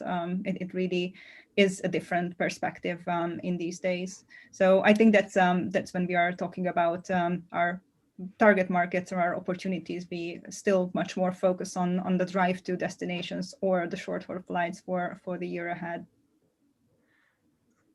Gianna? Yeah, I would agree with that. I think that there is, very prescriptive tactics around local and getting, getting to the consumer the way that they want to travel. But certainly there's still, an opportunity for maybe the longer tail, right? In terms of, the future traveler, right? We can't lose sight of that. And so a combination of both, but the main focus, I would agree with Sandra, that it is mainly for short-term bookers and immediate plans. Yeah, I guess given the way vaccines are being distributed around the world, I mean, the key marketing from now until April is going to be for people who are 65 and older, and get them into your hotels and do as much as you can with the already vaccinated markets. So our last question, which I don't know if this is true, I haven't validated this audience question, but we're going to assume it's true because why not? Today is National Plan a Vacation Day. Where are each of you planning to go when you're finally able to safely travel? Chinmay, first to you. Yeah, Hawaii is on my list for quite some time, so I think that'll be the first destination for us. Which island? Oh, we haven't decided. I need some inputs. Okay, happy to help. Gianna? Well, I will take a small vacation driving to Savannah in the next couple of weeks. But my first international trip, I would like to go back to the Greek islands. As many as I can visit, Mike. It's a great destination. I love it there. It's so much fun. Can't wait to go back there again. I have never been, so I will look forward to your counsel on that one. Sandra? We opened the jar with the family when this whole thing started, where each of our requests of when we wanted to, I wish I could go here or there, we just dropped it in a little paper. So we decided we will pick something from there. Oh, fun. That's great. So I have taken the risk of, I've booked a plane ticket to Barcelona for June 4th. Based on California protocols and the fact that I'm over 50, I may very well be vaccinated. If not Barcelona, I will head to Puerto Vallarta, which is one of my favorite places to go. So with that, we are actually on time, and want to thank all of the audience for the great questions. I'd like to thank my fellow board members and panelists. And with that, I will turn it back to you, Audrey. Thank you very much, everyone. Great. Thank you. Thank you. Thank you, Mike. And thanks to all of our panelists, Chinmay, Gianna, Sandra. That was great. It's really good to hear from our industry leaders, to see what you're seeing daily, especially within your hotels, within your operations, and within technology. We really appreciate your willingness to share your insights. As Chinmay had said, and I believe Gianna as well, COVID's introduced a lot of challenges onto the travel industry, as well as to most industries. But we've heard from our leaders, it's also provided us an opportunity to reflect and innovate, and maybe look at different ways to engage our consumers. So very interesting, loved this session, so thank you. Now I'd like to introduce our next session, moderated by Matthew Golden. He's the Global Commercial Director, Triometric at OTA Insight. Matthew will be engaging our next group of data analytic and revenue management experts on how managing and implementing effective hotel analytics is even more important as the world continues to recover from the impacts caused by the pandemic. They're going to reflect on what new indicators are critical, what data do we need to pay attention to, what things need to be done differently in the light of our reduction in available resources, and how to really drive those effective decision methods. So Matthew, thank you for agreeing to moderate this session for us, and I will hand it over to you for you to introduce our esteemed panelist. Thank you very much, Audrey, for that great introduction. Couldn't have said it better myself. Good morning to everyone, or good afternoon, wherever you are.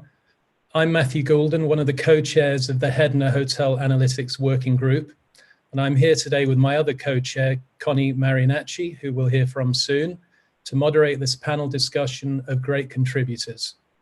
In fact, these panelists not only are participating today, but they've been active contributors to our monthly analytics working group meetings, as well as to Hedna blog articles. Hello, everyone. So before we proceed, we would like to thank the Hedna team for their constant support within the working group. Being part of Hedna makes us be part of the impact within the industry and that road for recovery we're all so anxious about. And a special thank you to Audrey Morante, our Hedna liaison, and Margot Mayer, who without them, this working group would not be as exciting. So a little background, we are the Hotel Analytics Working Group, but what does hotel analytics mean to you? There seem to be a number of definitions based often on which department you're in, which is okay. But at the end of the day, it's much broader. Hotel analytics is about directing the hotel in optimizing its resources to drive efficient success. What that looks like now and later in 2021 is what we're here to discuss.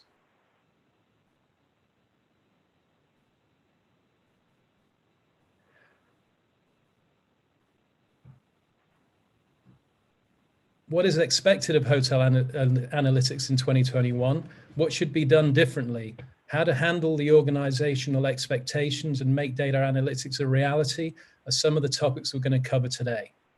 I'm going to introduce the panelists now. They include 2 hoteliers and a leading hospitality BI company. They are Gino Engels, Chief Commercial Officer and co-founder, OTA Insight. Starting in 2012, the company has since grown from a small disruptor, challenging an established marketplace, to a business supporting over 55,000 hotels and accommodation providers. The first of our 2 hoteliers, Vineeth Purushothaman, Regional Director, Commercial Planning and Distribution EMEA, Wyndham Hotels and Resorts. Vineeth heads the commercial planning and distribution function for Wyndham in EMEA, and in his words, loves the fast-paced environment of Wyndham and the world of online distribution, as we all do. And our second hotelier, Connie Marianacci, my partner in crime, but her day job, Director of E-commerce Strategy and Performance at Accor. Connie develops multi-channel strategies to grow online sales for North and Central American hotels across 8 brands within the luxury, mid-scale, and economy space. So welcome all. Thank you for joining us today. Let's get started. So we're all very hopeful and optimistic of a vaccine-led recovery in 2021. So given this recovery, I'd like to ask all of you this question: what is the role and relevance of analytics? And I'd like to start with Vineeth. Thanks, Matthew. Hello, everyone. Very nice to be here. Well, not in person, obviously, but wonderful to be part of this group and have this discussion. And to your question, Matthew, I think it is quite a broad one, but some of the themes that we've talked about is the speed of change. So it's very fast-paced. The speeds of recovery varying in different markets. The recovery cycle is completely unpredictable and rely on government regulations and restrictions and how the virus is moving. So there is a real need for much quicker decisions and agility. And while we all know, we all talk about, trying to be more agile and so on, But I think the need for it has been accelerated, just as Zoom helped us to work from home faster. There is a real need for the analysis and use of data to be quicker as well.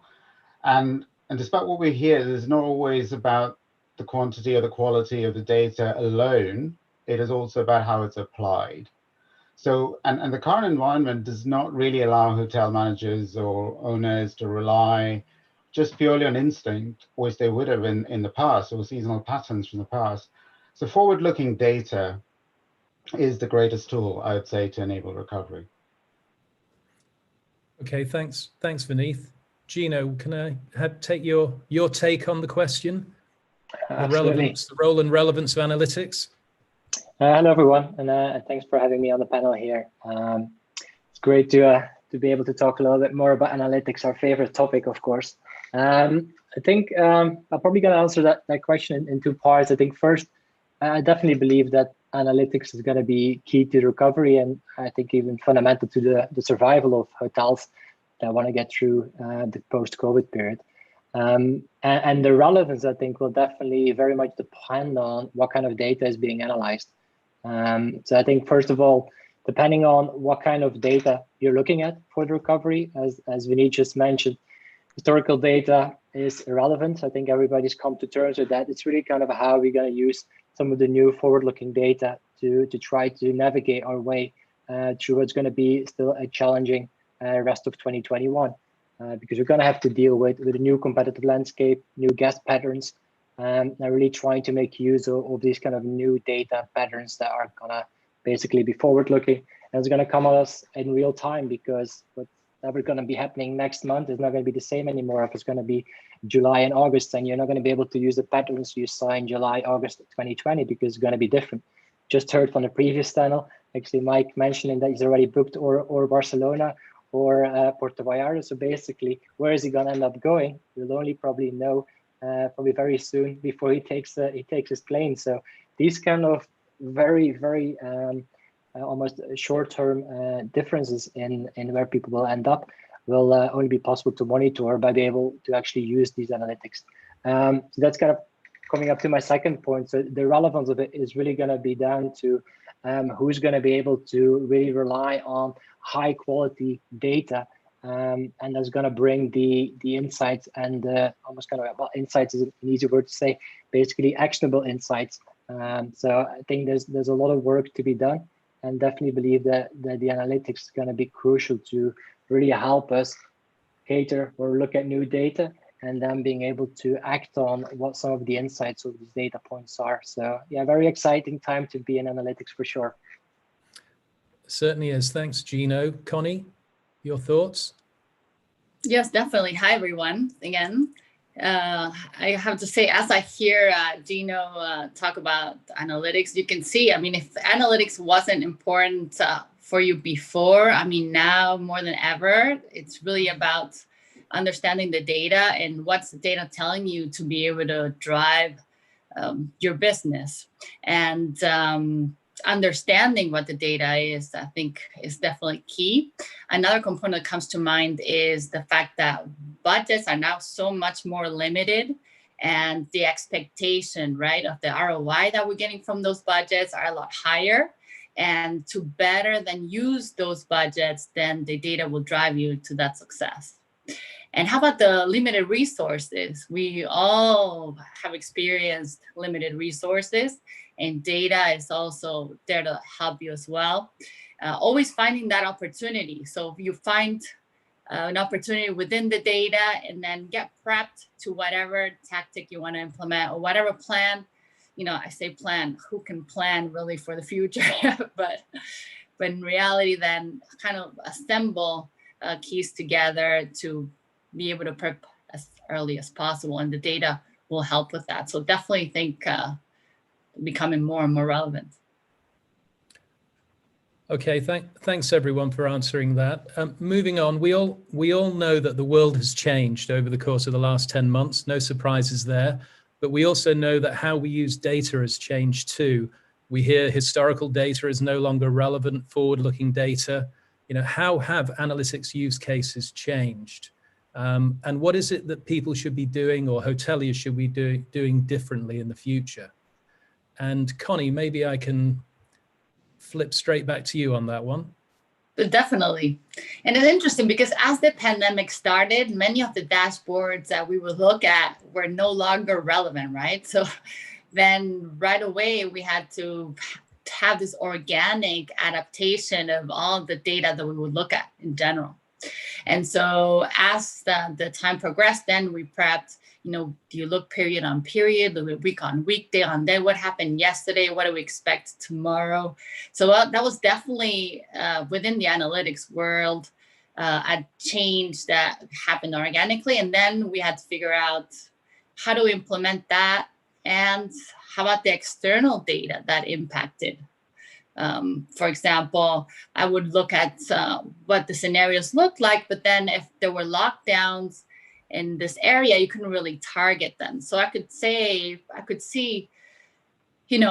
bookings are going into the West Coast. Okay, now as a marketer, then I need to target the different markets looking for the West Coast. Now the lockdowns are there, governments are telling people not to travel. As a company, we really have to be sensitive about how do we take that, supporting that, and being sensible to our customers, what they're experiencing. So I would say the lockdowns happen, you have the data, and then you have to add that layer of what's happening in the markets themselves to then be able to decide, okay, I will promote California, for example, to these specific segments, not to the entire US, to be essentially going against the governments in this case. Thanks, Connie. And Vineeth, as another hotelier, maybe you could tell us how things have changed for you and your use cases. Yeah, no, absolutely. And I think I just wanted to pick up on what Connie said as well. I mean, the micro targeting, it has become a much more urgent need because of the variations of what needs to be done as a commercial action. So one of the fundamental things I feel, has changed is the need to democratize data, as in get data further out to closer to the field, closer to the people in the middle of action, and not just sort of have it with sort of high-level decision makers and sort of saying, okay, we look at these lovely analytics and we think we should do this. So if you look at the traditional sort of decision-making model, that's a lot of the hotels, whether it's revenue management or sales or general managers and so on, they're expected to sort of look at the data and make those decisions and recommend certain things. But in the new world, or the current world, or a post-COVID world, we just need to have that level of quicker decision making, because it's so different in every area. It might be a country, it might be a city that's different. And add to that the complexity, again, that's something that Connie alluded to, is resources. You just have fewer people to do all this, by the way. And so you've got speed of change, fewer resources. How do you get it out there? So it becomes really important that all roles, including whether they're leaders, sellers, operations teams, as well as revenue teams, are all using commercial data to drive decisions forward.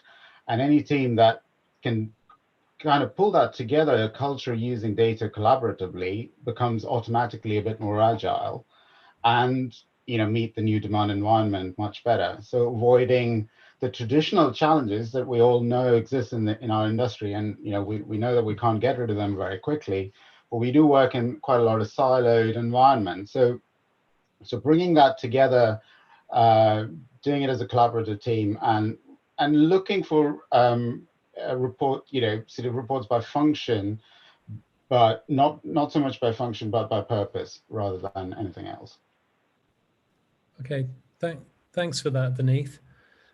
Let's just focus on the specifics of the data. So what are the sort of specific KPIs or internal, external indicators that hoteliers are looking at? And how's that changing, and what's going to be important in the future? So maybe ask Gino that one, please. Well, thanks, Matthew. I think for sure the most relevant inputs or the data that we're looking at the moment are really kind of based on about forward-looking external data points.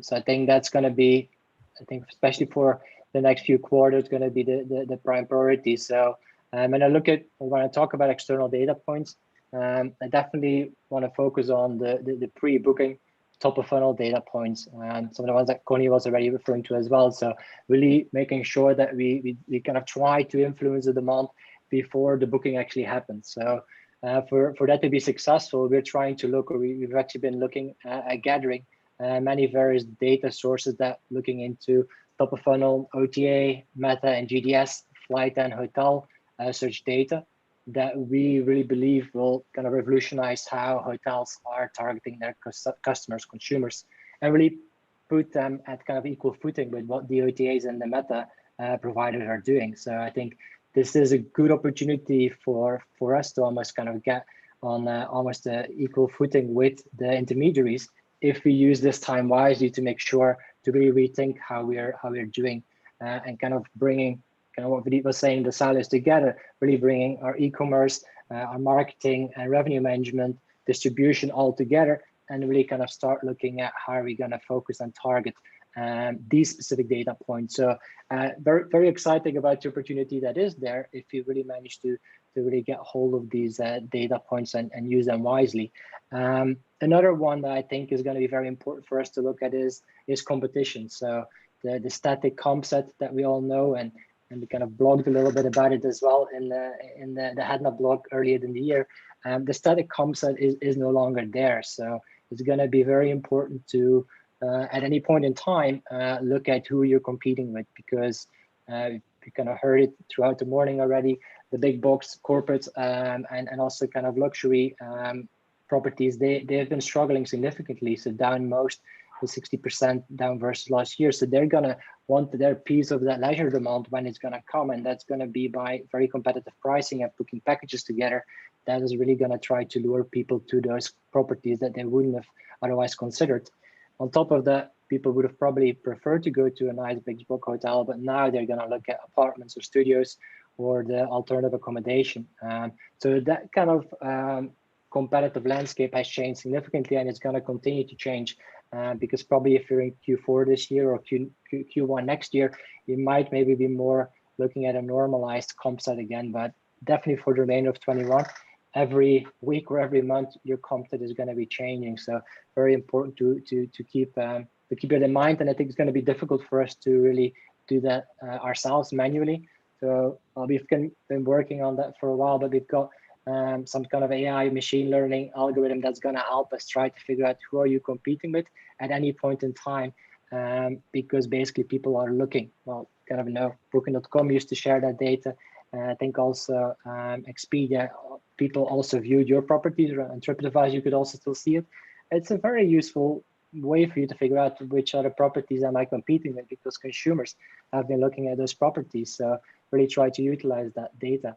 And maybe kind of just one other point on that is if your comp set is not the same anymore, I think probably also your traditional performance metrics need to change. So you're not going to look at, well, I know kind of SDR is kind of course, the benchmark of benchmarks. So, but if you're looking at your specific comp set and how your performance is there, if you're really only comparing versus your traditional, whether it is maybe corporate hotels, you might not be getting your potential that there is in the market. So you should really look at a market level, how you're performing, not really being boxed into your comp set, because you might be kind of fooling yourself. You're doing okay in a sub-market of very poor performing hotels, whereas there is actually maybe demand back into the market, but not really in your comp set. So that's probably really focused on external. And maybe just one point internally, I did say kind of on the books is maybe going to be less important. It's going to be a bit more based on forward-looking upper funnel, but I think the on the books is going to be very strong in telling us which part of the market are you converting. So I think on the books analysis should definitely be used for being able to show which segments are you converting well. So where is your pricing and where is your offer really resonating with the consumer that's out there. Okay, thanks, Gino. Connie, talking about working life over the course of the last, 10 months and beyond, really kind of the way of working and reporting cycles. how have they changed? And have expectations changed as well for hoteliers? And how quickly do hotels now need to react? Has everything accelerated? Tell us what's different. Well, definitely. So as the pandemic started, then it was really about what's that new normal? And as a team, how do we handle this new normal? And I think the key has been to do it together, right? All departments together aligned with the same road path. And I think that's, we're not out of the woodworks yet, but I think that's made a difference through as months go by. Of course, now we can't any longer just look at broad numbers. You need to really deep dive in the numbers and slice and dice in tons of different ways. Sometimes you won't find the trends overall, but then if you deep dive, you do find that one trend you're looking for, or a market that behaved different. Of course, requests for insights are a lot more often, and so we have to be ready, and even with less resources, to be able to answer to those questions that come a lot more often as before. And finally, it's really about now you're looking for those opportunities. And remember way back, months ago, you were seeing that line drop, and then us as analytics, our role is to really find that one opportunity, deep in there in the data to show, there's this one little segment and close by, drivable, that all the lockdowns are not applicable to the May, right? And so that's within our realm with the analytics and the data to be able to find that and bring it to our team and be like, okay, so what do we do about it? Okay, thanks, Connie. We've talked a lot about the data and the specifics of the data. What about hotels' capability moving forward? How do we make it real? How do hotels make analytics a reality and build capability? I'd like to ask Vineeth that question. Thanks, Matthew. I think I need to sort of put on the distribution hat on a little bit here, and sort of, I think it's really important that we appreciate the changes in the marketplace and the evolution of the marketplace model, where everything is merging into everything else, and so the starting point would be that one does have a certain level of an omni-channel view and an approach to distribution, and that really helps. And to back that up, an aligned commercial team structure helps as well. So for example, again, the traditional model will be sales and marketing working slightly differently, or revenue management and so on. So one of the things that we in EMEA, we've got a structure whereby sales, marketing, revenue management, distribution are all under one umbrella, and there is a strand of the commercial planning function that sort of runs across to take the common strands out. So what that has allowed us to begin to do would be, it'd be too early to say, well, we've made it happen. But what that's allowed us to do is it has given us a clear vision. It's given us an alignment in terms of what each of these functions are looking for, and better stakeholder engagement as well. So that is a foundation from where you can say, okay, this is where we want to go with it. And it allows you much better planning and capability. So we feel that this is really important for us. Thank you, Vineeth. Connie, any thoughts to add on building capability within the enterprise? Definitely. I think, in fact, if through these times that from an analytics standpoint, you were able to adapt, to bring new data points and to alter as the needs came, I think I would say you're in a good place. If through this time, this was a challenge, now is the time to start reconsidering what the analytics looks like within your organization. And, as within the hotel working group, Hotel Analytics Working Group, I've had the opportunity to publish a blog about getting the most out of your analytics team, and you'll find that published on the Hedna website. But one of well, there's two key things that we talk about there. Number one would be prioritizing the need of information, because sometimes there's so many data points. What is it that we want answered through the data? What's that business need that we oftentimes need to get the data for? And once we understand that, and not just one user, the majority of the users, then you have a big chunk of the importance of reporting or the analytics already planned out, right? So the prioritizing and understanding what the business need is to answer. And then as the reporting, as you look at the data and go through all the steps to create that final view, then who are the stakeholders that are going to be using this? And testing, we always use test and learn. We always talk about test and learn, also within the reporting side and the analytics side. So we'll have a mock-up, the stakeholders will review. The key is to reach as many stakeholders as possible. Denise talked about democratizing the data. So will the hotels be using? Who in the hotel will be using? Will corporate use it? And so little by little, each one will bring their need that should be answered through that dashboard in general. And there's different steps that go through within the blog. I won't get into the detail, but that makes up a lot of the bringing it to reality portion, right? Okay, thanks for that, Connie.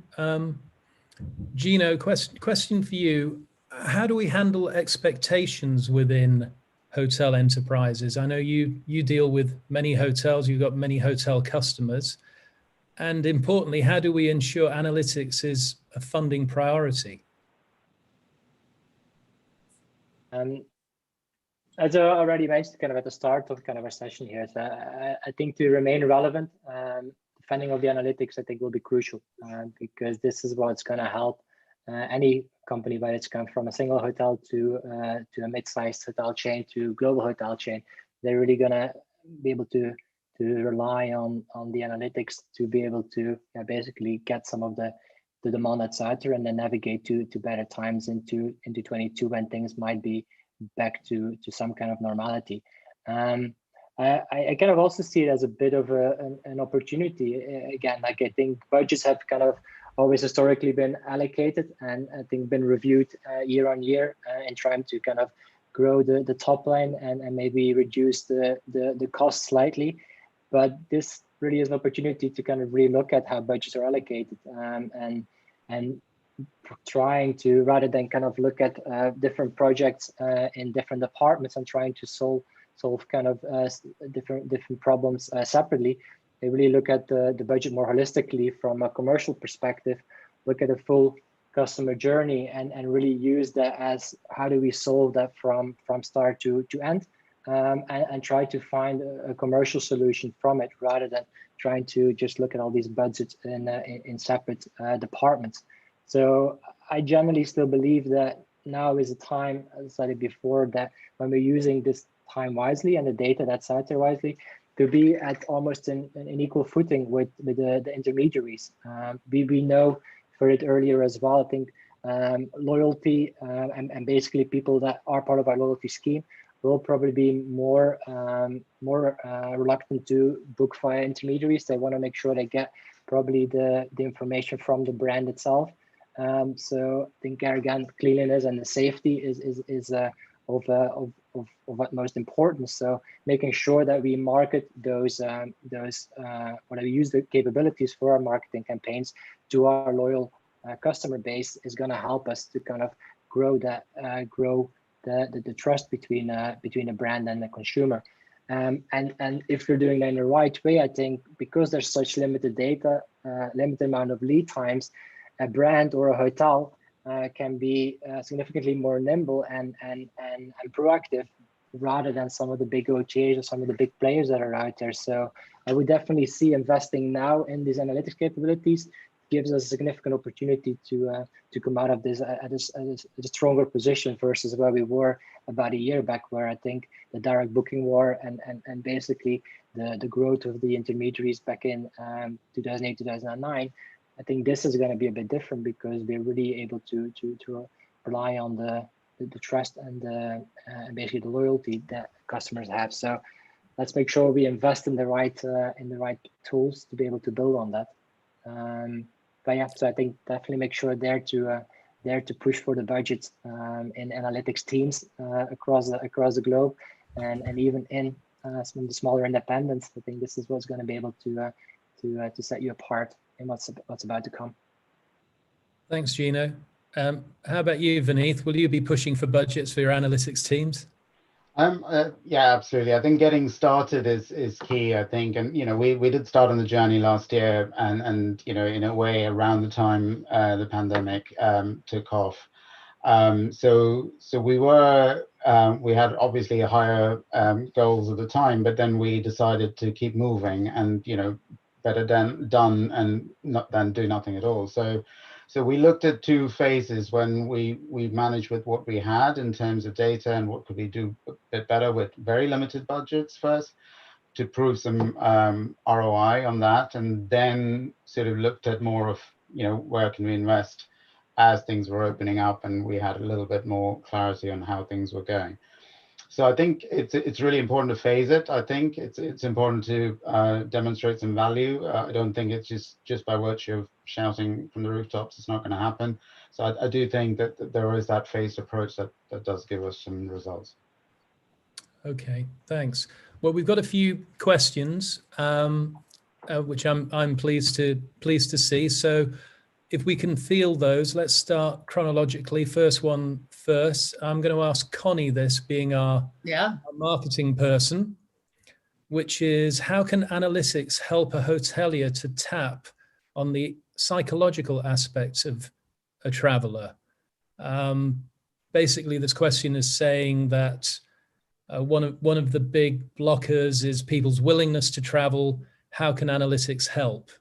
Connie, any thoughts to Definitely. add? And in fact, it was key for us during the pandemic to add that layer of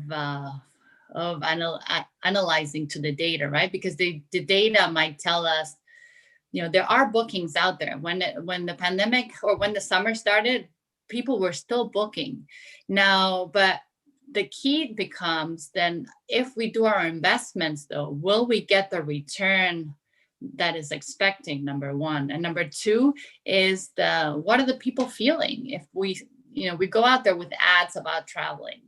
You're right, the psychological of our guests is key to what we're doing. So it's definitely a layer that we add to the complexity of analyzing the data. Now they both go hand in hand. You can't just analyze the data and then not pay attention to that. We partner also with our partners that we usually work with, also coming back to us with what are they seeing in the market? Are people willing to travel and so forth? So it's definitely important to add to the analytics, that layer of analysis. Thanks, Connie. Another question here. I think this one definitely for Gino. During 2021, there have been hotels reopening their doors, there'll be hotels reopening their doors. I'm wondering if firms such as OTA Insight or SDR will provide their customers some sort of real-time total inventory reporting. Any thoughts on that, Gino? That's a great suggestion. So we actually, when the pandemic just started back in March last year, we did kind of follow the market, and we kind of published the closed and open rates by market, so you can kind of see how many of the hotels were actually open or closed. To get the actual room count is sometimes a bit more challenging, but definitely something to look into. The only difficulty is sometimes knowing which hotels are opening or which ones are actually closed, because they're basically going on the receivership, or there's other reasons why the property is not open yet. But definitely something to look into, because that is true. You don't always know who you're still competing with. based on the size of the market. It's a great suggestion. I'll definitely take a note of that. Yeah. Product management will know about that in the morning. Another question, this one's for Vineeth, which is, and a very broad one, what is the role of real-time data and how far off are we as an industry from harnessing it? Thanks, Matthew. I think, yeah, as you say, it is a very broad question, and I think it would involve defining what that real-time data means as well. So if we look at the internal data, and that's where we spoke about trying to make it more accessible, more usable, actionable intelligence, as transparent as possible. So that's for the internal piece, and I think it's very doable, and we're, lots of hotel companies are doing it to a great degree, and whether more can be done, of course, more can be done. So I do think that one is within the control to a large degree within firms. And of course, you'd always ask the question, oh, is it accurate enough? Is it not? So there's always going to be that debate, but I'd say that's more within the hands of the companies.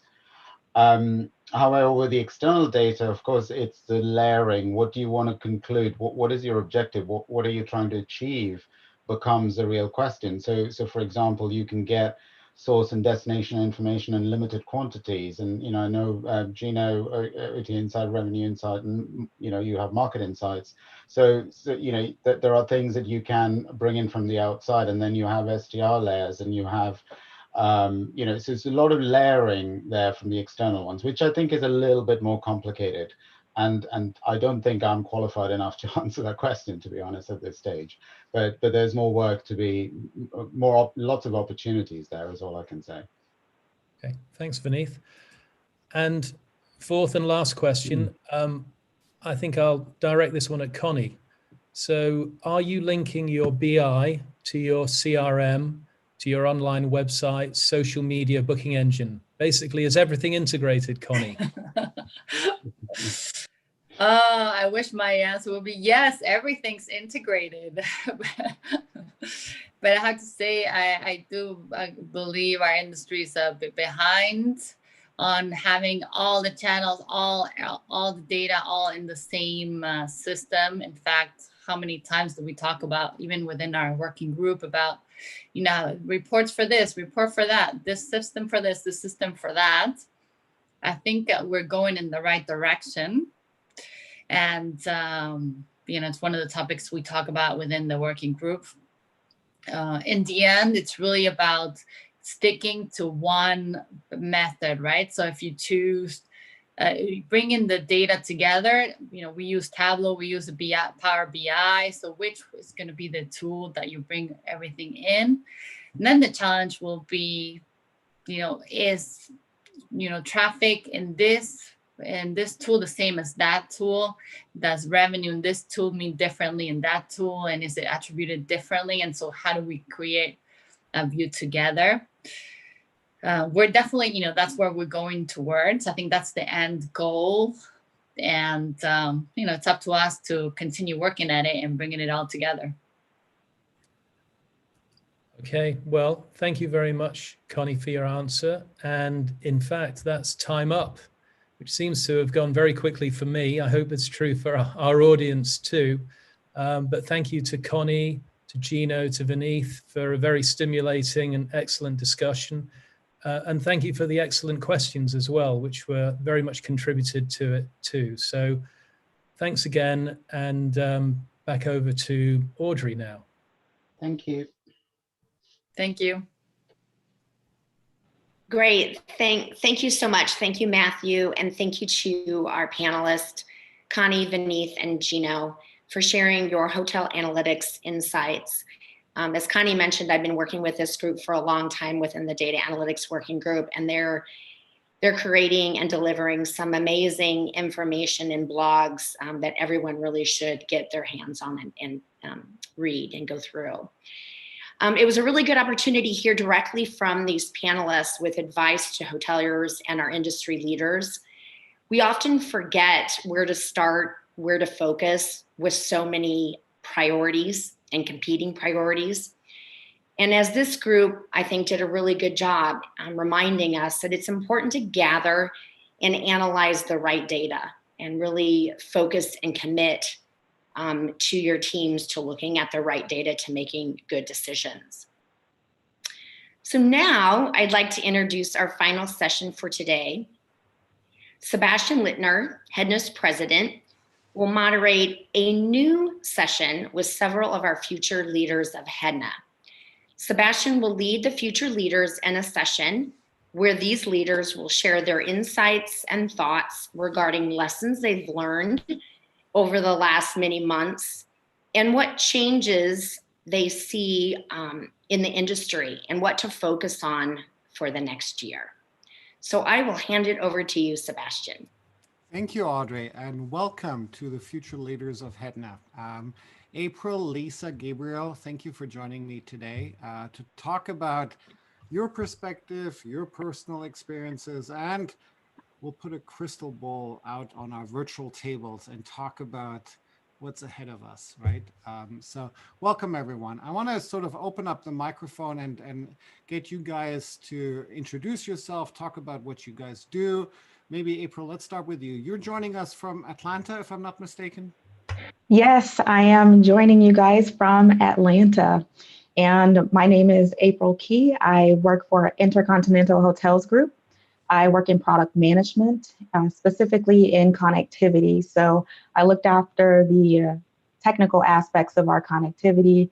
I manage our roadmap of all the cool new things we're going to do. And I've been in distribution overall for about 14 years now.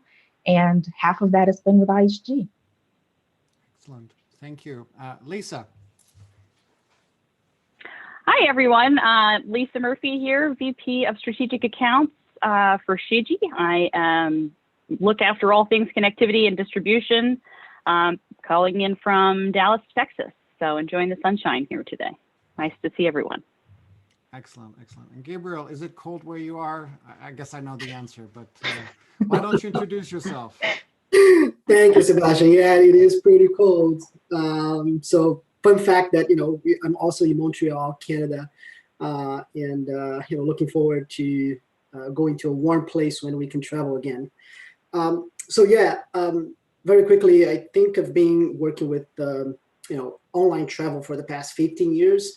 So I started back in Brazil, working at CVC Travel, one of the largest tour operators in Latin America. After that, I moved to Amadeus IT Group. A few years later, I moved to France, also with Amadeus, where I was managing there the technical relationship with online travel agencies, one on the GDS side for air distribution. And then I joined Expedia Group about 8 years ago, where I had different roles, but always within the connectivity, the lodging connectivity space. And right now, I lead the connectivity account management team on what we call the core OTA side. So very, very exciting. Well, welcome, everyone. And I'm so happy to have you here. You guys are a great reflection of the Hedna community. We have a hotel company, we have a distributor, and we have a technology provider. I do have a dog behind me who needs to get let out. So I'm going to cater to that dog for a second before she is becoming unhappy. So this was a live feed and, these things happen. So look, guys, what I want to do is I want to talk a little bit about, working remote. And let's start with that. There's a lot of changes that has happened in this industry. And one of the biggest one is that we're all glued probably for as many hours as we work, and some that's more and some of that's less, to a screen. We're looking at a camera and we're working from home, no longer in an office. April, how has that impacted your work? Working from home, working remotely? It has definitely changed the way I work. I am the person who likes to be in the office, to go and hunt people down and get questions answered and things like that. And being confined to my desk in one room for most of the day has been a challenge. I think when I've worked from home in the past, it's 1 or 2 days a week. And so I just find some space that I could work and get through the 8 hours. But having changed and being fully at home, I had to create a space that I could actually work in and actually focus and get away from all of the distractions and things that are going on at home. And one of the things that I think has been an unintended consequence of working from home is I didn't realize just how many people I work with in the building that I don't necessarily talk to on a daily basis or have to work with in a meeting or things like that. And so I kind of miss all of those people that I casually see in the halls or in the elevators going to and fro. All right, Lisa, how about you? How was that transition from in the office to out of the office? Make sure I'm not on mute. Well, actually, I work from home the majority of the time unless I'm traveling. So I think the biggest change for me was the loss of the travel. I do have an office space that I have set up here at home. I think, my dogs love having me around 100% of the time. They can sometimes be a distraction. But what I really like about it, I think the most, is the flexibility that it offers. It lends itself to allowing me to cater to partners in different markets around the world. If I need to take calls at odd hours, I can do that and flex my schedule to accommodate whatever those needs might be. So I might get up earlier one day and end a little earlier. I might work later one night and start later the next day. So I enjoy it. Gabriel, you look like you're in the basement. You set up a whole new office for yourself. Is this your permanent location? I am in my basement. That's my official office now. But I think I am with April. I actually enjoy going to the office, putting some kind of a working clothes on. and that's something that at the beginning of the pandemic, I was not doing so much, but then I realized it was affecting my kind of a mental health. So I do it because I kind of need to create that, hey, now it's working time. I need to get ready. So I like that, morning ritual of, getting ready for work. So I kind of miss going to the office. I believe that, a lot of collaboration happens in person. If we want to foster creativity and innovation, it's important to get together. So I definitely miss going to the office. But silver lining is that I'm saving a lot of time on commuting. I can have comfortable pants on without people noticing. So I think these are the great benefits. You brought up an interesting point, which had to do about collaboration. How, we're doing this via Zoom, we're doing this via SharePoints and Google Docs, et cetera. It's like, but what was sort of the biggest change for you when you think about communication, collaboration, teamwork? Maybe Gabriel, let's start with you because you just brought it up. Like, how did you have to adopt how you work in the last 12 months in order to be successful? Sure. Yeah, that's a very good point. We had to adapt, right? So there was no way around it. For planning and strategy meetings, now we instead of having like offsites where we could have all the team members, especially for us because we are a global team, we have people in APAC and Europe, North America, South America. So it'd be so much easier if we could organize a offsite. Get everybody in the same location. I think that's the best way to really, discuss innovation and foster creativity and also team cohesion, right? Which is super important nowadays. And that's something that is not possible today, which makes a huge challenge, right? We've seen a lot of companies, including ourselves, trying to organize this virtual offsites, but it's not the same, right? We don't have the same connection as we would have if we were in an office or in the same location. So how do you do it? Yeah, well, we have to do it virtually.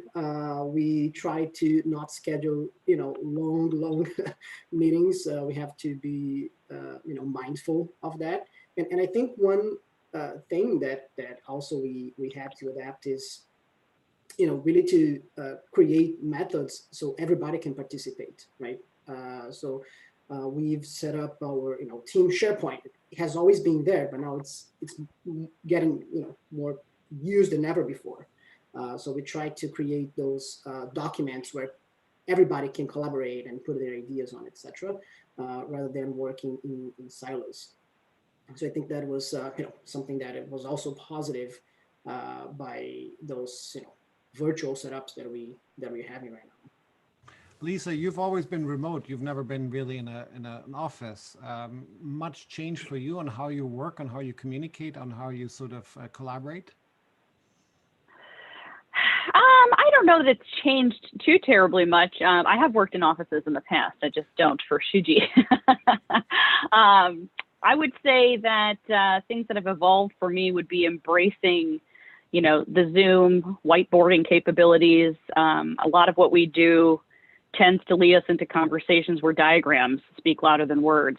Picture's worth 1,000 words. So it's just easier to comprehend if you can draw it out. And I've gotten pretty savvy with Zoom whiteboarding and trying to convey my message digitally through a picture.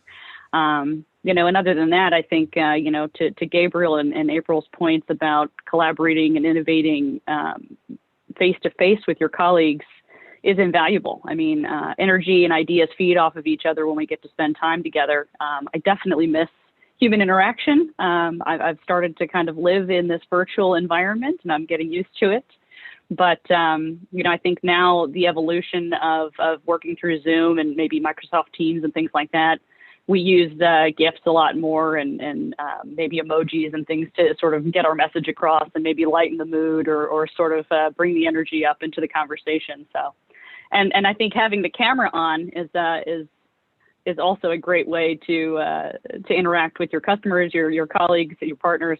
I think it makes a huge difference to have the camera on. I think some people are shy about it. I've embraced it, hair done or not. Today it's nice and curly, but it's not always like that. Some days it's a ponytail. Excellent. April, do you have your camera on all the time?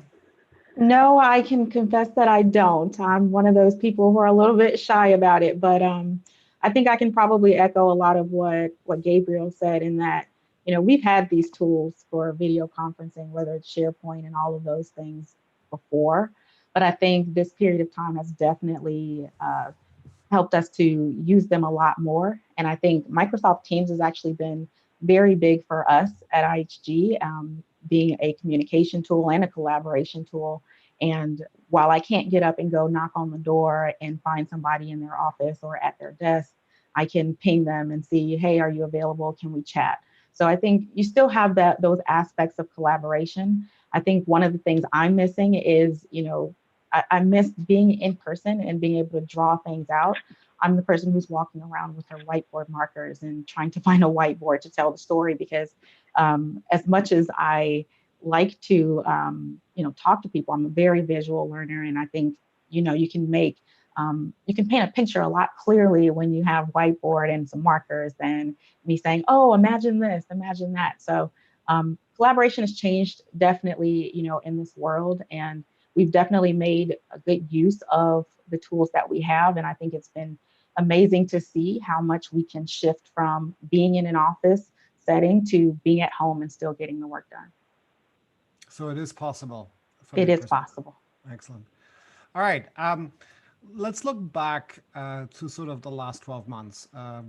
Most of us were together in Los Angeles at the last Hedna conference. If you were to sort of rewind the clock, right, and you put yourself to end of January, early February, and hindsight is 2020, what would you tell yourself to do different as you sort of go through this crisis? Is there anything that you said, crap, I wish I had, sorry for swearing, but I wish I had done this differently? Maybe April, let's start with you. Like, what would you like to have done differently? I don't know. That's a good question. What I would have done differently, knowing what I know now at the end of the conference, probably last year. One of the things that I will say personally. Go on a quick holiday in February, Definitely that. But I think one of the things that has been good for me, the lesson that I've learned in this time period that I really should have had learned a little bit ago is to extend myself some grace. I think I'm constantly working and pushing myself to do a lot. And I think like anybody else, I can be hard on myself. And I think during this period of time where everything has just sort of come to a halt in our industry, I found myself kind of floundering because I didn't have all of the different things that I normally would have to do. A different set of things, different set of challenges. But I think that lesson of giving yourself some grace, giving yourself some space to step away and breathe and be able to take time out for yourself is something that I would tell myself then, and definitely something I tell myself now. Lisa, what about you? Yeah, I think, I don't know how I follow April. I don't know if I have a great answer to this. I'll confess that I did get away for a vacation in February right after Hedna. And maybe what I would have done differently is we were sailing the British Virgin Islands. Maybe I would have just stayed there and weathered the pandemic in the islands, work on my knot skills and my tan. Aside from that, I think maybe make some more time for family. You know, the year leading up to the pandemic, I traveled a lot, and while I enjoy that, I think it takes away a little bit from, you know, the time that you get to spend with family. So I might have tried to do a little crash course face-to-face time with them before it got to be such a challenge. Gabriel, what about you? Anything you would do differently? Yeah, I think at the beginning I was a little bit, reckless on the, time to work, time to wake up, time to spend with kids, etc. So, it messed a little bit with my routine. So that's something that I, adjusted itself. So I'm doing a better job now because, we are in this environment for, I don't know how many months now, 10 months plus. So perhaps this is something that I would have started earlier, if I knew that we would be in this situation for that long, right? But I think at the beginning I was hopeful that it would take a few months, and and then we saw, what happened, and we're still in this, right? So I think that's something that I would have done differently, and I agree with April also. So something that I started a couple of months ago, maybe 2-3 months ago, was I usually go for a quick walk outside, and even if it's cold, and I think today is, I don't know, it's like -10 Celsius, like 0 Fahrenheit or something, I don't know. But I still force myself to go out, and that made a huge difference in my, I guess in my mental health, or I don't know. So perhaps I would have started that a little bit earlier too.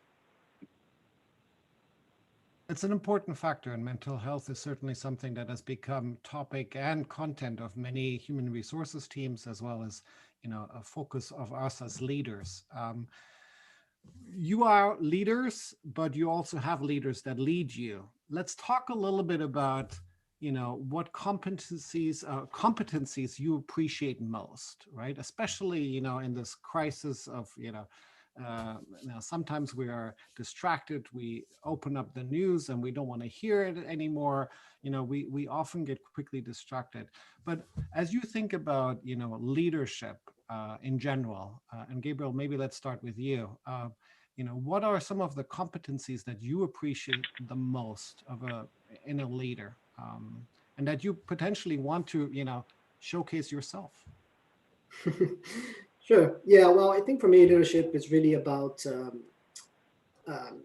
getting the team behind on a shared vision, right? And I think everything starts with the why, right? So why we do what we do, and I think we all here have, the great opportunity to work for such an amazing industry where, that is a great purpose, right? We connect people in person, right? And I'm a big believer that if everybody would just travel more, the world would be a better place. So I think we all have great purpose of working in this industry, and I think leadership is really to get your team behind a common vision and a common goal. Open up space for collaboration, right? So welcome ideas. I think we've seen that not only travel, but a lot of industries have a great pace of innovation, and it's important that we keep that pace by creating a space where everybody can collaborate and feel safe about sharing ideas and thoughts. And lastly is just about kind of in my opinion, that humble leadership approach where You're just there to, once you align on the goals, on the vision, you're just there just to remove roadblocks, right? To see how can you help your team succeed. And that's the approach that we get from many of our leaders also on, hey, here are the goals. Everybody knows what you need to do to get there. So tell me how can I help, right? Instead of being there on the details of it, just giving the direction and say, hey, I'm here to help if you need me to help remove any roadblocks. Lisa, what about you? Well, I'm lucky enough to work for a company that has excellent leadership, and they're a constant inspiration to me in what they do and how they lead. So I think that I draw from the encouragement they provide us to share knowledge with each other. Open the lines of communication with your team across borders, not to, get in your silos with your blinders on and think, okay, I sit in the Americas, think only Americas. We're a global company. We've got teams all around the world. I need to remember to include, my colleagues in Japan, China, Europe, wherever they're sitting. And if there's something they do really well, reach out to them, learn about it, share it with my team, and vice versa. If there's something that I know really well, expose that knowledge, share to everyone so that we can equally benefit from that information. And putting it out on places like SharePoint and things so that it's collaborative is key to that growth. I really enjoy that we're encouraged to be creative and think about what kind of disruptive ideas we can bring to the market. No idea is a bad idea. If you have one, throw it out there, explore it, bounce it off your colleagues at Hedna. I've done that to April actually in the past, so it's nice that we're sitting on this panel together. Hey, call her up. Hey, April, I've got this idea. What do you think? Am I on the right track? Am I way off? It's encouraged and it's something that I really enjoy about what I get to do. So I think that's the leadership that I see and one that I'd like to emulate going forward. April, what about you? From my perspective, I think two things come to mind when I think about my leadership, and it's definitely been, shown in the last 10, 12 months. And the first thing I'll say is transparency. With all that's going on, there's a lot of unknowns going around. And quite honestly, we had questions. There were a lot of things we are hearing in the industry of layoffs and different things like that. And sometimes as a leader, you don't have all the answers. And I appreciate the transparency to be able to say, look, we don't have all the answers, but we're working through them. We're trying to figure it out. And we are trying to do what's best for everyone in the picture. And then the second piece, I think Gabriel touched on it a little bit ago, was servant leadership. As a leader, I look to my leaders to enable me and help me to do the things that I need to do. So as a leader myself and from other leaders, I look to them to be able to, just reach out, ask the question, what can I do to help you do your job better? Is there anything going on with you that whether it's personal or professional that, may be a roadblock for you right now, that's an issue, and just showing that they actually care. And I think that's what, for me, in any leader or any relationship with any, leader that I've had in the past, that's what really has cemented our relationship, that aspect of caring and taking care of me and the people on our team. Look, as we look forward into 2021 and beyond, I want to sort of divide the topic in sort of three categories. And I mentioned that early in my introduction: distribution, technology, and payments. And they're all core to, if you will, what Hedna does. And I would love to get your perspective on, what are some of the biggest changes that you're seeing and how that will sort of impact our world moving forward. I'd like to start with distribution because I think most of us are heavily involved into distribution. And I'm curious, maybe start with you, April. Looking back and looking forward at the same time, what are some of the changes that you're seeing to distribution that you think will stick around, that you will, they'll stick with us for some time? There's actually been a lot going on from a distribution perspective. And one of the things that I see that, we are enabled here through Hedna or through other organizations like Open Travel and HTNG is that we're coming together to solve problems. And from a technology perspective, from a distribution perspective, one of the examples I could probably give that kind of crosses over into that payment space is all of the changes that have come out of PSD2, the directive from the European Union, and how we've had to work together as an industry to try to figure out how do we deal with this? How do we handle this? How do we support this? And given all of the different pieces of technology that we have in our industry, whether it's the CRS, the PMS, and all the other interfaces, how do we all connect? And I hope, as we encounter these new challenges in our industry, that we continue that conversation and figuring out from a technology perspective, from a distribution perspective, how do we continue that conversation and keep that going? And ultimately, I think another thing that's going to come out of all of this is that what we think of as distribution is going to change. And maybe Lisa will get to this, when she kind of touches on things from her side, is that, historically, we've always kind of put distribution into this box of, oh, it's GDSs, it's OTAs, it's now alternative lodging or what have you, or these other things. But as we have to change and prepare for the climb back to where we've been in the past, I think we're going to have new opportunities to redefine what distribution looks like, especially from a hotelier perspective. That sounds very interesting. I want to know what redefinition of distribution means. Lisa, do you want to pick that one up? Wow, that's clearly you're working on a secret project here, April and Lisa. April. What is this redefinition of distribution? Oh man, I think it's a lot of things, Sebastian. Redefinition of who our traditional supply partners are. What are the accommodations looking like? I mean, there's been an evolution in who's feeding the market, as well as who's consuming, who's feeding the market. So I think that you're going to see some of these alternative accommodation supply partners and longer term stays and rentals feeding the supply side of the distribution model. And you're going to probably see an evolution and with just onward distribution capabilities of enablement through third-party integrators. Of course, you'll still have traditional distribution into OTAs and alternative distribution systems, as well as the GDS, meta search and things like that are going to still consume all of that ARI or availability rate and inventory data from a dynamic standpoint. But we're also seeing an evolution in the kind of static content messaging that's being processed and passed around from supply to demand side of the distribution model as well.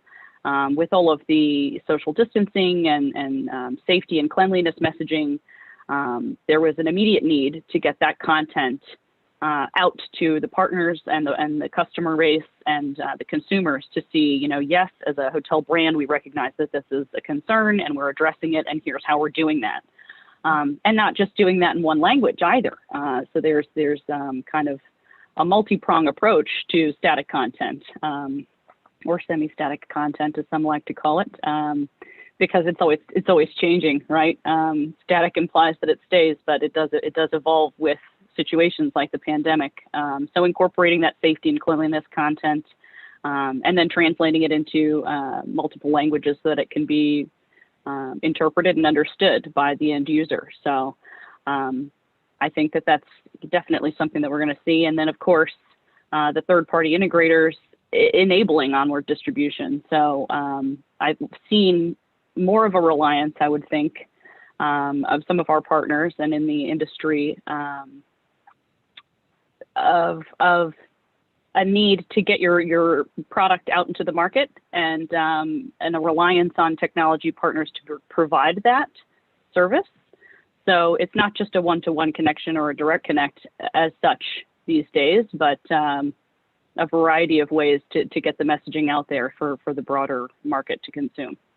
So less direct connects, more reliance on technology providers to enable quick time to market and integration. So that seems to be what I've observed. Yeah. So April is calling a new age of distribution, which is great. I love it. We'll trademark that. Lisa says more channels and reliance on technology provider, less appetite to invest in direct integrations. I can't wait how Gabriel is tying this whole thing up. Like, what's your distribution trend? Gabriel, drum roll. He's going to reverse it all.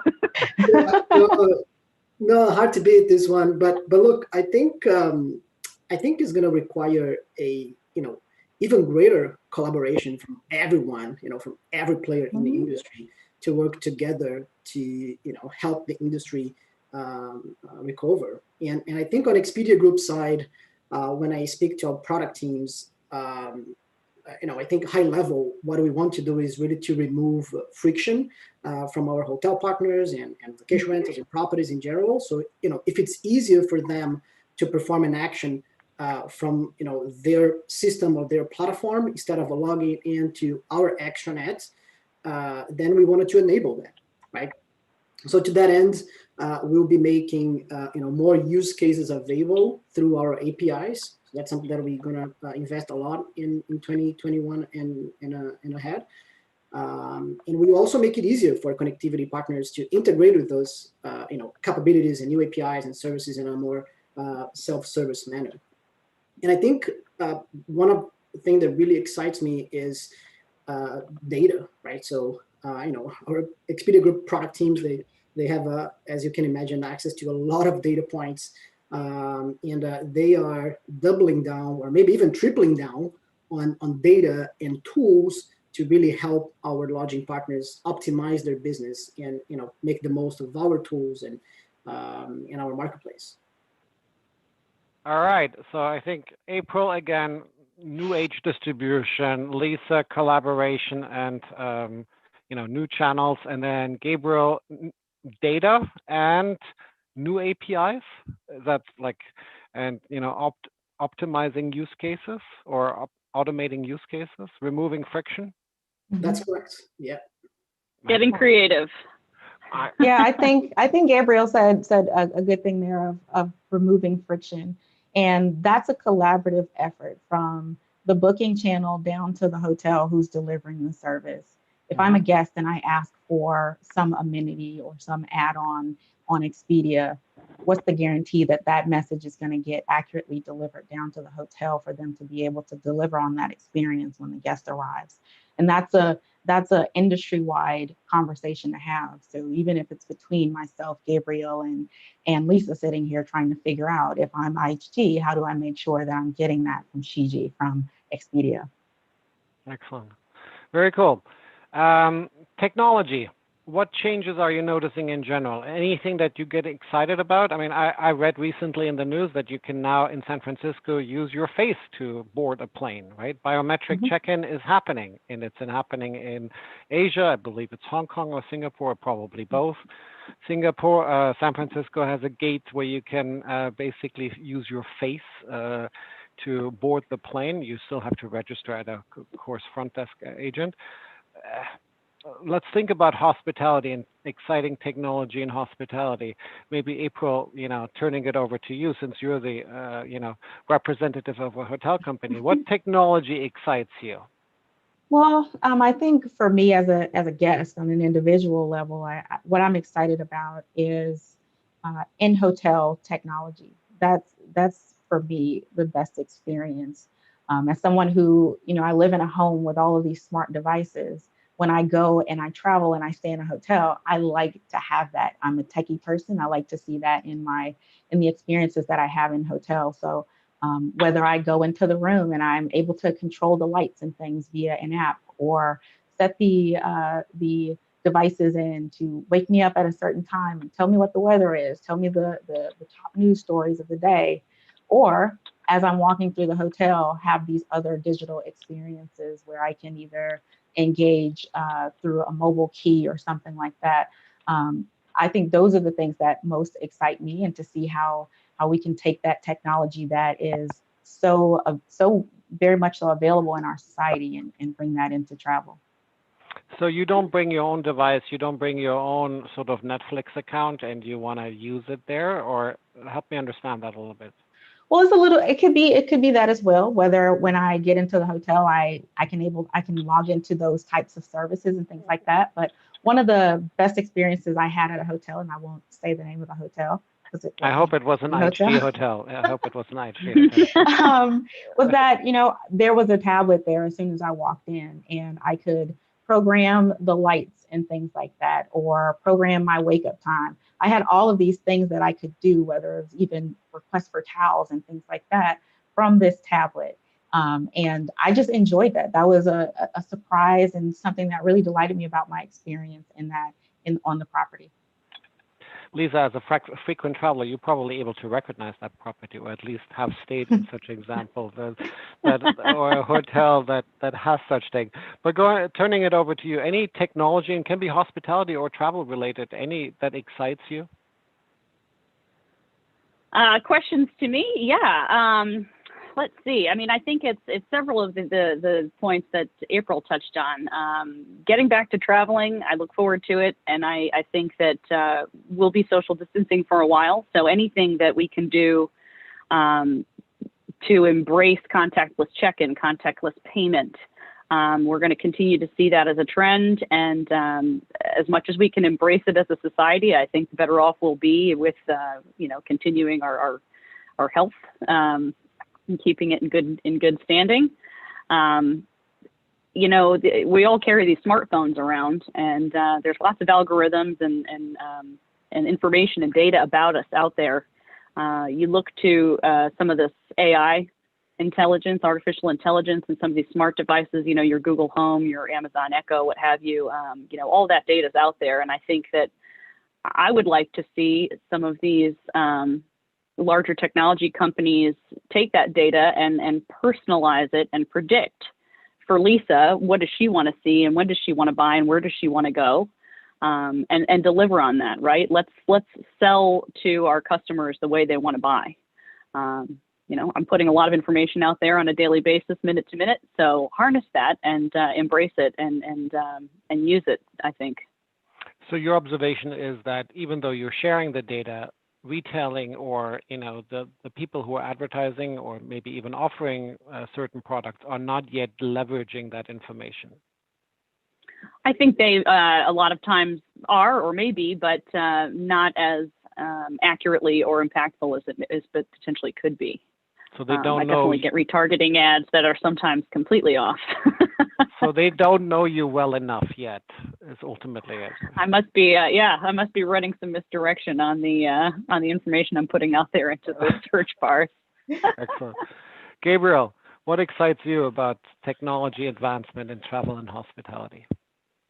Yeah, I think it's in the same line as contactless check-in, right? I remember I had an experience about 2 years ago. We did a road trip in Europe, and I remember that we stayed maybe in line waiting for our car rental to speak to an agent for maybe about, an hour. And it was me and my wife and at the time, my daughter was like 10 months old.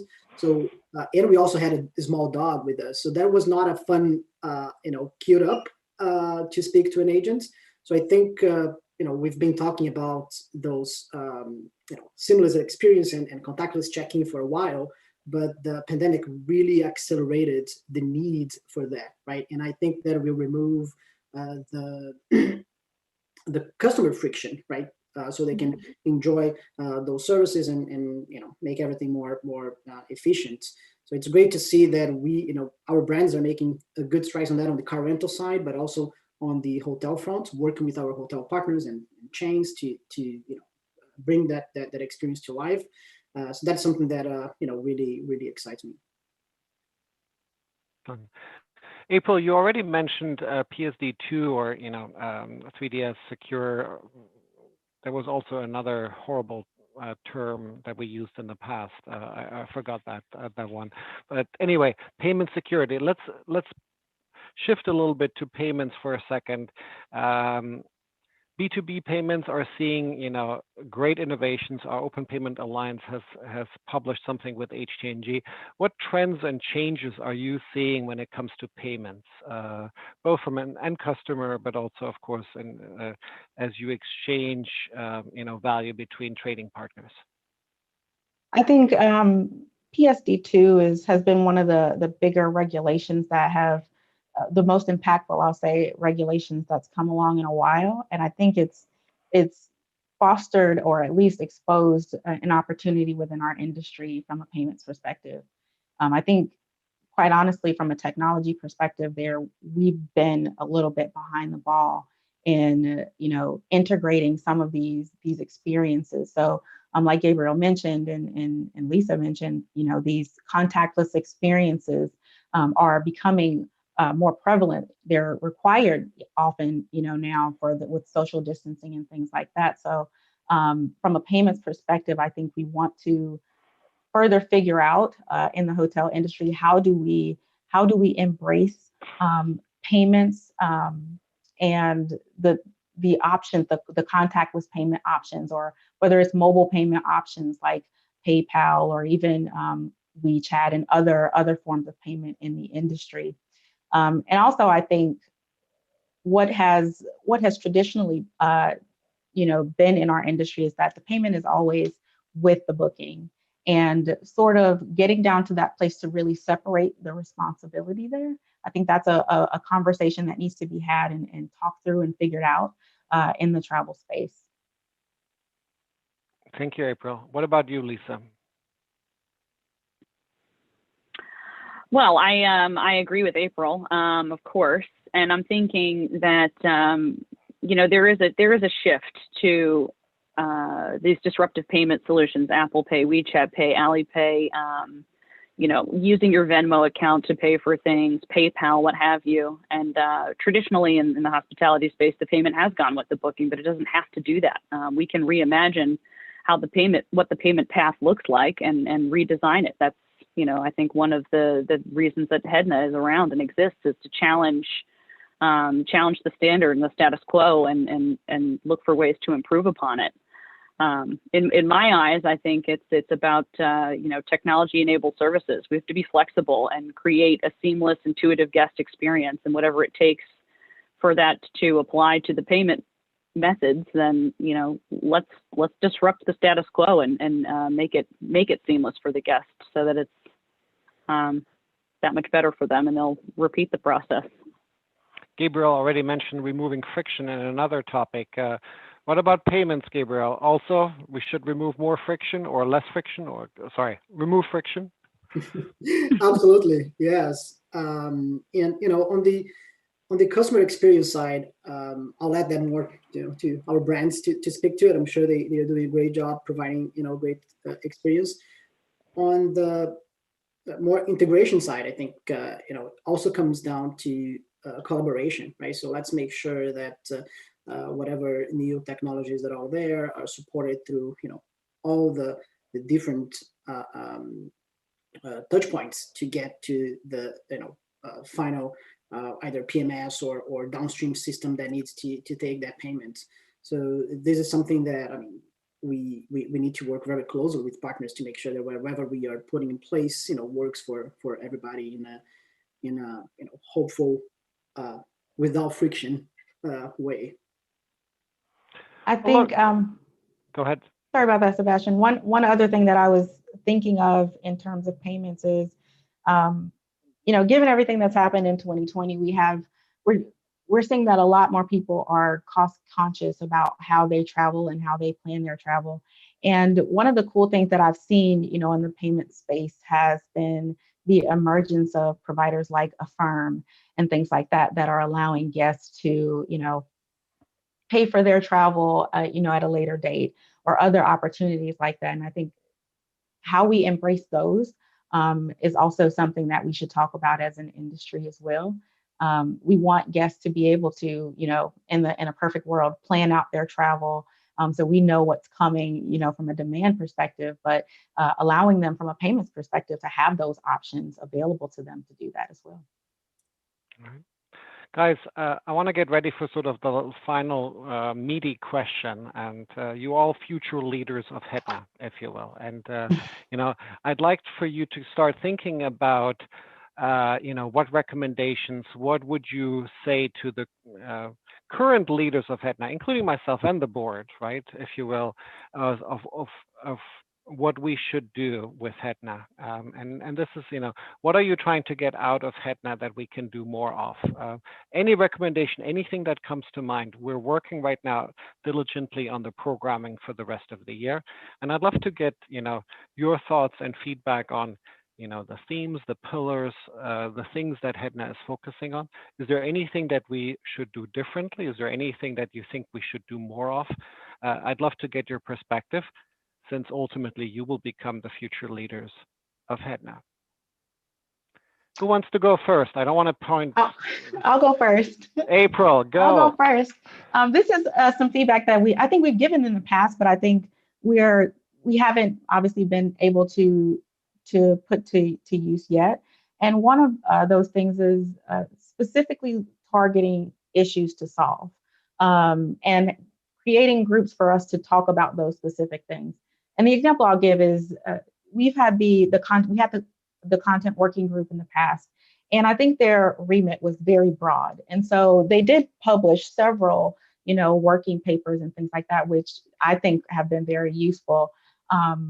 But I think when we talk about very specific topics that we're all sharing as an issue, we get a lot of participation. An example of that has been the attribute-based pricing and shopping group.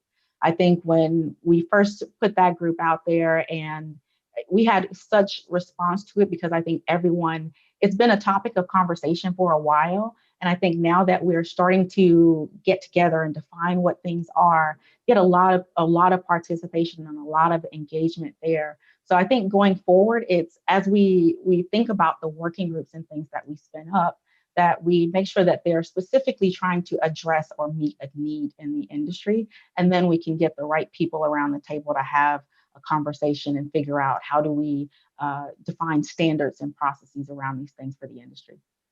Love this, April. Thank you for sharing. Who wants to go next?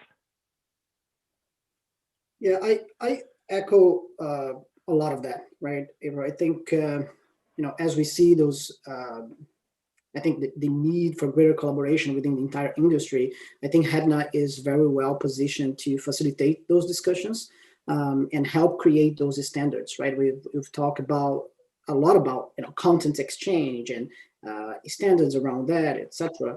Now we're moving to automated check-in experiences or payments, etc. So I think Hedna is very well positioned to bring the industry together and facilitate some of those discussions. And by the way, Sebastian, I think the current leaders are doing a very, very good job already. So it's just, I guess, a continuation of that.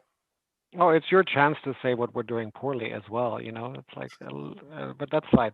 No, but thank you, Gabriel. I really appreciate it. Lisa, anything we should do more or less of? Good question.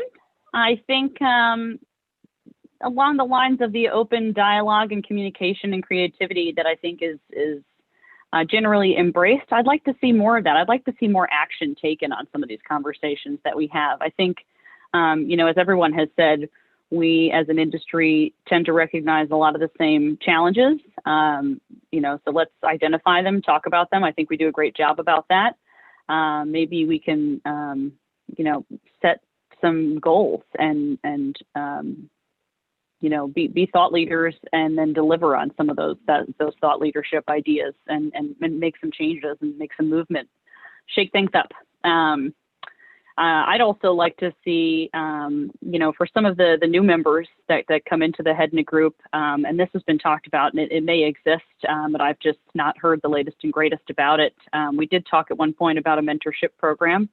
I think it can be a little daunting for some of the new additions to our club to come in because we've all been here for many years and know each other very well and have great relationships. So I think it would be wise for us to, bring some of those new members into the fold, take them in under our wing and welcome them to the group and show them around.